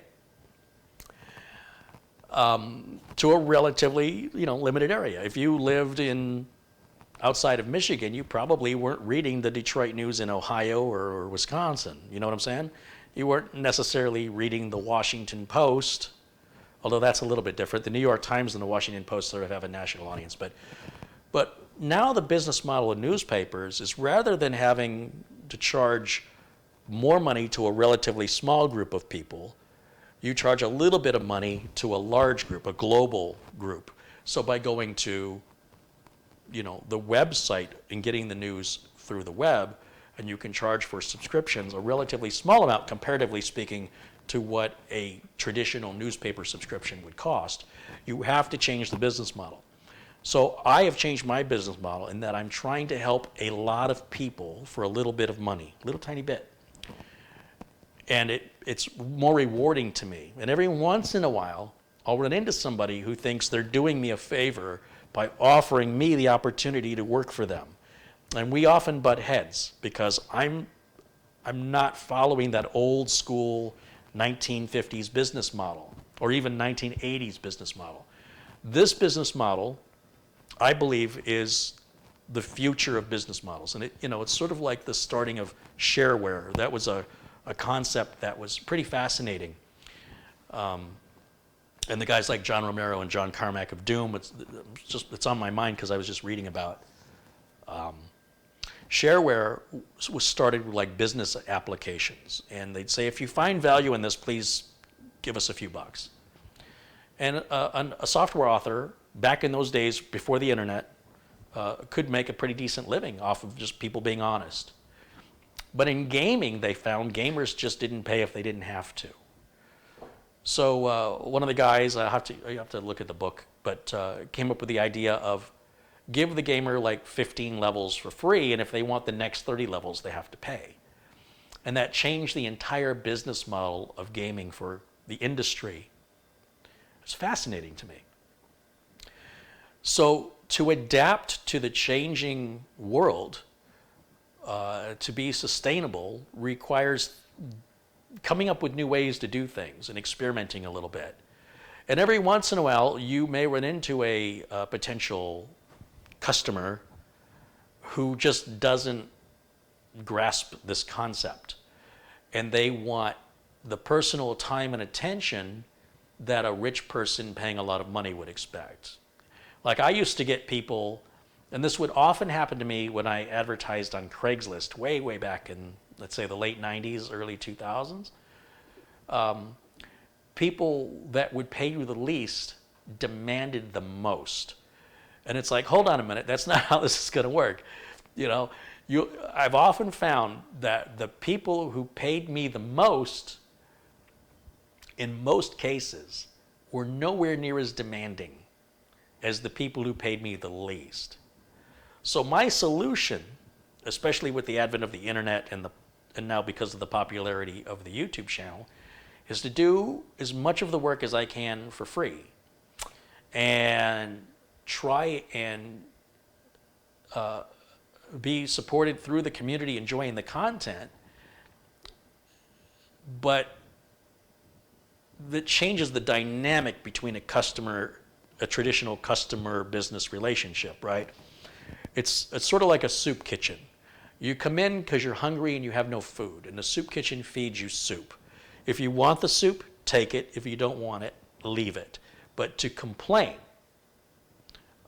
get out. Just get out. You go get this isn't for you, right? When you want to go to some fancy, expensive dine-in restaurant experience and it doesn't live up to your expectations and you're paying big money for it, you have every right to complain. So if you're of the mindset that you expect that sort of time and attention, then I'm not that, I just don't have it, right? Because all that time and attention for you is now there's 10 or 15 other people who are not going to be helped. And there's no way that you're going to pay me enough. It's highly unlikely that what I'm going to make from the 10 or 15 that are waiting, or probably won't wait much longer. And so every once in a while, I run into somebody, and it's typically somebody older, who just doesn't get it, and it's okay. It's like, look, man, this isn't going to work. And usually, most people are like, oh yeah, I get it, or they say, well, I don't get it, but whatever, I tried to give you some business and you don't want it, whatever. But sometimes people get really offended. They're like, how can you turn away my business? My business isn't good enough for you. It's like, that's not what, man, you're just not getting this.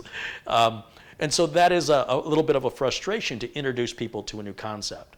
But it gives me the freedom now to say, hold on a minute, you've not paid me a dime, so I don't owe you anything. Don't complain to me that I owe you something, because what gives you that right? And that gives me a higher class of customer in the sense of the types of problems you have support later on. So the people who want you to do all this stuff for them up front are the same people, more often than not in experience, who are going to demand even more long after. Like, I paid you this one time 3 years ago, so you owe me. It's like, no, that transaction was over 3 years ago. We agreed that I would do work for a certain amount of money. You agreed, you paid me, I did the work. Well, I've had enough of those people in my life, and believe me, one is too many. And those people will put you out of business if you let them. So you've got to learn, hopefully, a diplomatic way to let people know, I don't think we're a good fit. And that's about all you can do, right? Nobody can force you to work for them, not here in America. They can't make you do it. But once you take money from them, once you accept money from somebody, then they have a reasonable expectation of what your agreement was that's legally binding. Without the transaction and without a signed agreement, the customer really, and I don't want to say even customer, because they're technically not a customer. We're a community. And if they don't want to be a part of the community, if they want a typical cold, calculated customer business experience, there's numerous soulless corporations in America that'll be happy to treat you that way.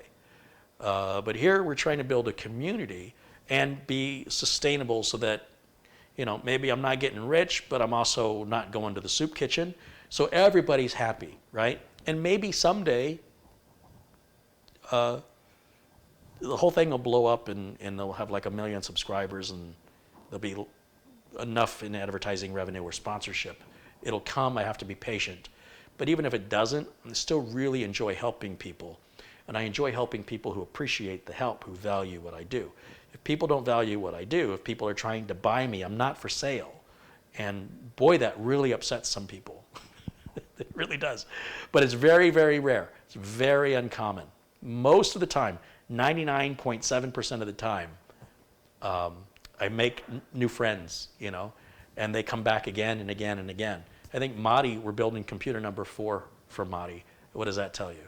So that's why I tell you, it's just interesting to me that I can come out here on the internet and have somebody call me a genius after I say something, and at the same time someone else says that's the dumbest thing I've ever heard. Well,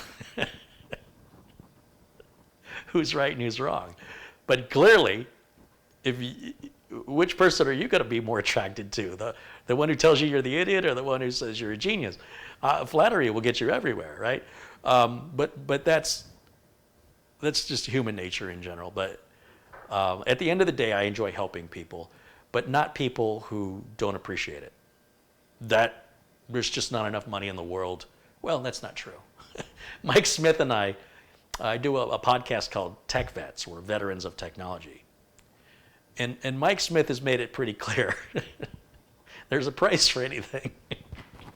And Mike and I have this debate because I'm a very principle-oriented guy, and he's a very financially motivated guy. And I think Mike's attitude is more common in America, in this capitalist system. And he's earning his money, don't get me wrong. We have a very different business philosophy, which makes the show very interesting to listen to, I think, because we come at it from two completely different approaches, where I'll be like, I'm not doing that job, and Mike will be like, well, if you don't want the money, I'll take it, I'm like, you can have the problems too. In my opinion, it's just not. What is peace of mind worth? right? If somebody is just annoying you, how much money is it going to take for that annoyance to be worthwhile? And I kind of feel like, you can't force a relationship with somebody. If the chemistry isn't there, man, walk away. The world's a big place. There's lots of other people. You don't have to get upset. Just say, it is ain't working. But sometimes people, they want to, I don't know what they're hoping to achieve by lashing out, but sometimes they'll lash out. And it rarely ever makes anything any better. So it is part of what comes with dealing with the public. And I learned that when I worked at Best Buy. Before there was a Geek Squad, Best Buy had just opened in the early 90s in Phoenix and hired me as their very first computer technician. And they didn't have any rules or tools. They had no idea what was going on. And I had lots of experience in the 90s. I mean, I've got more experience now, but I was considering who, I can't speak now, but the level of people they were hiring at Best Buy was pretty entry level, as far as experience. So I came in sort of older, more experienced than most other employees outside of management, and basically helped guide the rules for what eventually became the Geek Squad. But that was long after I left. That didn't happen on his own.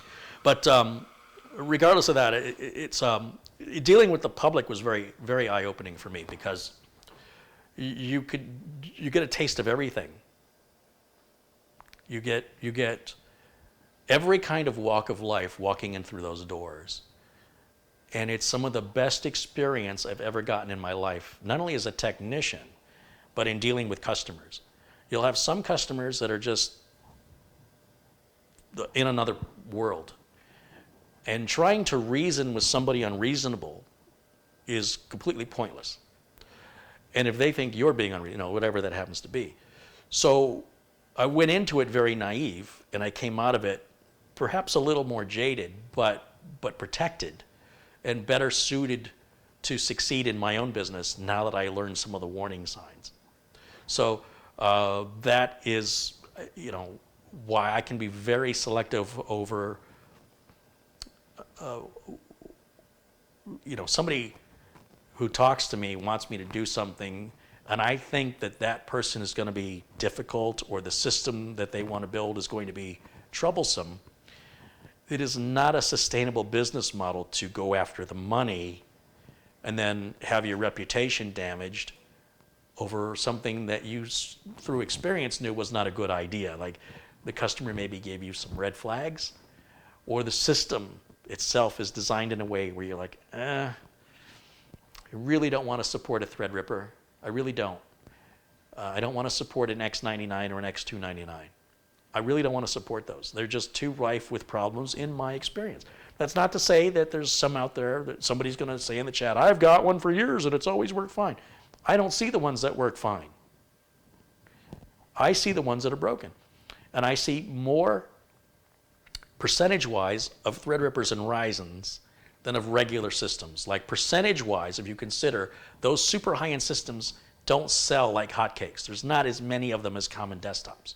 And yet the number that come in for repair, or are offered to come in for repair, is substantially a percentage much, much higher. So I find them, in my personal experience, to be far more troublesome. Same can be said with like a super high-end bleeding edge supercar. They're not necessarily known for their reliability, they're known for their performance. So when you get into the super high-end stuff, like Threadripper and X299 boards, those can be some pretty demanding customers that want that stuff. So unless you set up an arrangement right out of the gate to go, there's going to be an hourly charge and this is the way it's going to be, the customer is probably going to expect that support. So I would rather not do it. I'd rather say, look, it's not going to be good for us. You need to have somebody else do that. And sometimes customers don't want to hear you say that, and it's not fun, but it very rarely happens. I don't even know how I got on this topic. I don't even know what the question was anymore.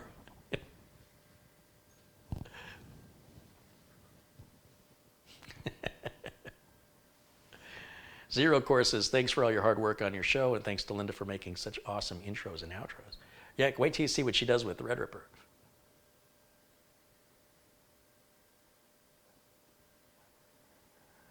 Blue Dot Ron says, we appreciate you. Thanks for what you do. Thank you. Rochester NY87's contributed $10. Thank you for all of your contributions and support. All right, I think that's going to wrap it up. I've gone over because you got me talking about something I'm passionate about. And I want you to know that it's normal. Like if you're going to start a business and you've had a rough time, there's a lot of people in this business that throw in the towel and they just go do something completely. I got a buddy of mine that was a tech for 20 years. He drives a truck now. He's a trucker. I got another person that was a brilliant coder and was so tired of the customer abuse, he went into finance. Like a completely different career change. And I see that very often. And I want you to know, if you're going to go in this, there are going to be some challenging times, but I think it's worth it. Personally, I think it's worth it. I think the good far outweighs the bad. If I had $1 has contributed nearly $5, $4.99. He says, hey, Carey, thanks for everything you do. What do you recommend for marketing locally starting a repair shop? Look, I'm not a marketing guy. I am the wrong guy to ask. But I will tell you that there's a website, there's 3 good places you can go for good marketing advice. One is technibble.com. And Technibble is been around for a long time, and they can help you in that. Bryce Whitty, the founder and creator of Technibble, he's not just somebody who concepts ideas. He's using these ideas. He's eating his own dog food, and the advice is solid. It's really good advice. The second one is the Computer Marketing Podcast by Matthew Rodella. Matthew's very, very good at marketing. When I was in Michigan for the TechCon Unplugged conference, I was on a panel, and it's all techs, okay? It's techs for techs, business owners for business owners. And so they had sort of the more popular business, like I'm a little more popular, right? People, whatever, doesn't matter. But that's why I was on the panel. It wasn't because I was smarter, I was just more popular. So they had me on the panel, and I was very honored to be on the panel. And Matthew Rodella was on the panel, and Mike Smith, and Marvin B., and, I'm forgetting somebody. Matt Rainey, I think, was on the panel. So these are all podcasters and techs that are fairly popular. Jeff Hallish, Paco LeBron. You might recognize those names if you listen to tech podcasts. So anyway, someone in the audience said, what do you do if a customer wants you to install, let's say, VoIP, and you don't do that? And they insist. They're like, do this. What do you do? I tell them no. It was kind of funny because the question was specifically directed to me, and I'm the wrong guy. Right? Like I said, I had a conversation once, a real conversation, where I warned a customer if he bought any Apple products, I could not help him. And he bought an iPhone anyway. And then he said, how do I do this? And I said, I don't know. I've never used an iPhone. I don't know. And he goes, well, you're my tech. I go, yeah, but I told you I don't service Apple products. But if you want to buy me an iPhone and pay for the service, I'll learn it. And then as I learn it, I'll teach you. Well, he didn't want to do that. He goes, I know that you have this other person as a customer, and I know that they have an iPhone. And I know that you have this other person as a customer because I referred you to them. And I know that they have an iPhone. So don't you think you ought to be fixing iPhones? And I said, well, you all might have GE refrigerators too. You think I'm going to be fixing those? It's my business. Don't let customers tell you what to do. I mean, don't tell them how to run your business. Of course they can tell you what to do. That's what they're paying you for. But don't let them tell you how to run your business. If that's what you want to do it. And the audience was like, yeah, right? And I said, hold on a minute. That's not necessarily good advice. So I said, let's talk to Matthew. Matthew's on the panel. Matthew's the marketing guy. What do you say, Matthew? And Matthew had the most brilliant answer. He said, I would hire somebody that does VoIP. Or I would refer them. But preferably I would hire them so I take a little off the top. And I'm like, oh, that's brilliant. Of course that's what you should do. See, I'm in the business for the wrong reason. I'm not in the business to generate all the money. I'm in the business to do what I enjoy doing.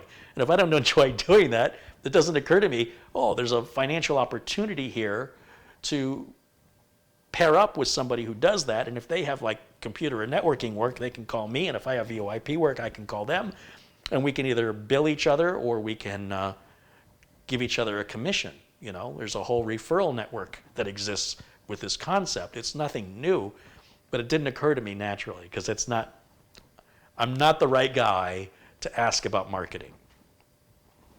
But there are a lot of good resources on the internet. So Podnuts with Jeff Alish and Paco Lebron, where they're talking to new and seasoned computer shop owners. It's a great variety of different ideas. And Matthew Rodella, the Computer Business Marketing Podcast, I think is what it's called. And of course, TechNibble would be your main source of a forum where you can interact with other people and talk to them and ask questions. It is a very unique resource. It's been around for many years, so it can be very trusted. It's nothing new. It's nothing fly by night. They've been around, they'll be around, and as a business owner, I can tell you the advice that I see Bryce Whitty posting in TechNibble is solid. Whether or not you're willing to do it, that's a different story. But thank you for your question and your contribution.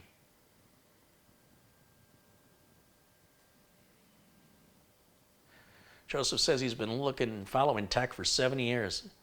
Yeah, I just think of all the tech I've seen in my life, you know, from a microwave oven to flat screen TVs, the Sony Walkman to the CD, the DVD, and then the internet. I mean, it's amazing, you know.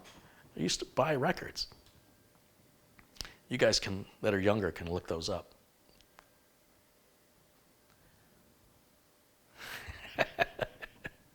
Reading Mike C's comment is pretty funny. What else have we got in here? Robert says, you're priceless, Carey. That's my point. There's no price on me. That guy gets it.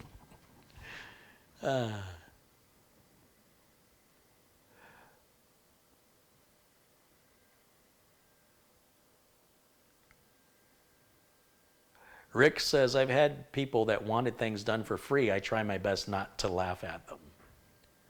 Yeah. Ghost Shadow says, I had someone badmouth my work, and the problem is I didn't work on their system. Yeah, well, that's the internet, right? I mean, I assume. Nick Poverman says, if somebody wants to pay me $1 million, they can be as annoying as they want.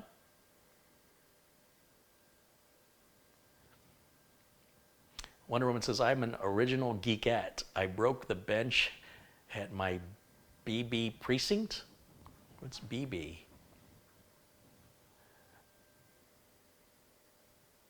Contribution from Rochester NY87, $10. Thank you for that. Oh, I think I did that one already. Well, regardless, thank you anyway. Thank you. If it's a duplicate or I don't know, but thank you. Rito says hello from Mexico. David Herzog says MSP Unplugged is now the new show that Jeff Hallish and Paco Lebron are doing. So I guess they stepped away from You know, I've been out of touch with them. I got to figure out what's going on. But whatever Jeff Hallish and Paco Lebron are doing, along with TechVets isn't a bad resource either, by the way. But Podnuts, along with Podnuts, Marvin B., all those guys, they know what they're talking about. They're not just starting out. They've got a lot of experience, and unlike most people, they're willing to share it for free. And I think that's pretty darn cool. And I wish there were guys like that when I was starting my business, because I had to figure all this all out, you know. I've made some really bad decisions in that process because it was sort of try it. It wasn't any business model to follow, you know. And so there were some steps where I wasn't even sure if I was going to stay in business, and then some recoveries and some luck, a lot of luck, and then eventually found that stabilization and leveled out. And now I can tell you afterwards, here's what worked, here's what didn't work. That's what these guys are doing. And everybody has their own unique experience. We all live in different places and have different types of cultures in our communities. Even within the United States, it's a very different culture from the East Coast to the Midwest and the West Coast, from the South and to the North. They're all different. They're all very, very different. And one thing that works here in Phoenix may not work in Georgia, or something that works in Boston may not work in Chicago. So it's not like you can just tell somebody anywhere in the world on the internet, you should just do this, this, and this. But you can at least sort of guide them to an overall concept or idea, and then it's up to you to take that and just refine it to your specific needs or expectations of your customers or your the culture of which you live. John Wagner's contributed $2 and he says, are you thinking of a new studio? I'm still in the works on that. I'm still waiting on a response. So the longer I don't have a studio, the money I'm saving, paying for a studio. There's a pro and con against that. Some people really, really enjoy the kitchen. It makes it feel more real. Well, it is real. And that a studio, many people think would be colder, not quite as genuine or authentic. But there's limitations in my kitchen, as you can see. There's not a whole lot of room on the tables anymore, and it's getting to be a problem. So a studio would offer a lot of solutions, including lighting, better sound quality, lots of better video quality, and some people don't want to see that. They like the warts that come with the reality that I broadcast. So we'll see. I don't know. Okay, guys. So I'm about 25 minutes past where I wanted to be, but this is I mean, as long as people ask me questions, I do want to make sure that I address them. So let's wrap it up with one last question here. Anthony wants to know, I want to be a computer support specialist. Is it better to work for someone or to start your own business? Get a bigger kitchen, is that what I need to do? I think I need a bigger house. Look, it takes a certain kind of personality to run your own business because you don't clock in and you don't clock out. You're not going to get any benefits, no sick time, no vacation time, and no health coverage. You're responsible for all of your own taxes. If you take a day off, then there's nobody there to do the work. Now, if you are willing to do the marketing, the billing, and have full control over the work, get the work is really the hardest part. This may not be an option if you don't have the resources to get the work. So one of the things I found when I was working for somebody else, and I was like, how come they're paying me this much, but they're collecting this much? I mean, I'm the one doing all the work. Why isn't it the other way around? So I'll just do everything myself because I know how to fix all these computers.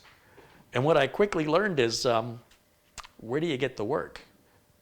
That's a whole different skill set. And there's a couple different ways you could hire a salesman.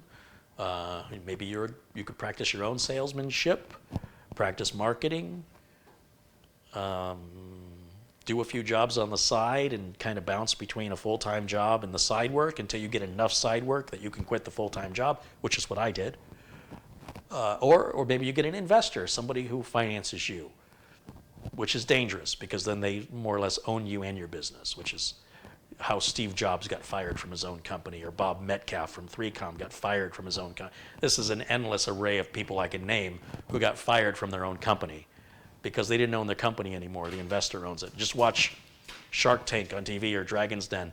They want to own the company. They want 51% a lot of times. They want to own that company. And so the creator is no longer the owner, and the creator, they go, well, the company is bigger than you have experience for, and you're a burden, so get out. Which is what they did to Bob Metcalf and Steve Jobs and et cetera, et cetera, et cetera. These creators who created this industry get fired from their own company. The people who created, husband and wife team created Cisco. Ooh, man, they got burned. There's some pretty fascinating tech stories. And the husband and wife team, they were so upset at what the control the investors took over their company that they sold all of their stock in revenge. If they owned that stock today, they'd be, let me put it this way, they're worth over $100 million. It's not like they're poor. But if they wouldn't have had such an emotional response, and then they held on to most of that stock, man, they would have a lot of money. but it's their company. They were in the living room with a soldering iron building network switches and stuff. And, you know, the company grew and it got so big, and investors, they needed money, and the investors, it's bad. It's the same old story. So you've got to have the right personality. I've met people that'll say, I would never, ever be self-employed. I couldn't deal with it. It's too much. Put me in a cubicle, give me a paycheck, give me benefits, give me vacation. I'm a happy. What did my friend say? He called himself a cubicle kitty. He's like, I'm a cubicle kitty all day. I hate being self-employed. I was a coworker at Intel.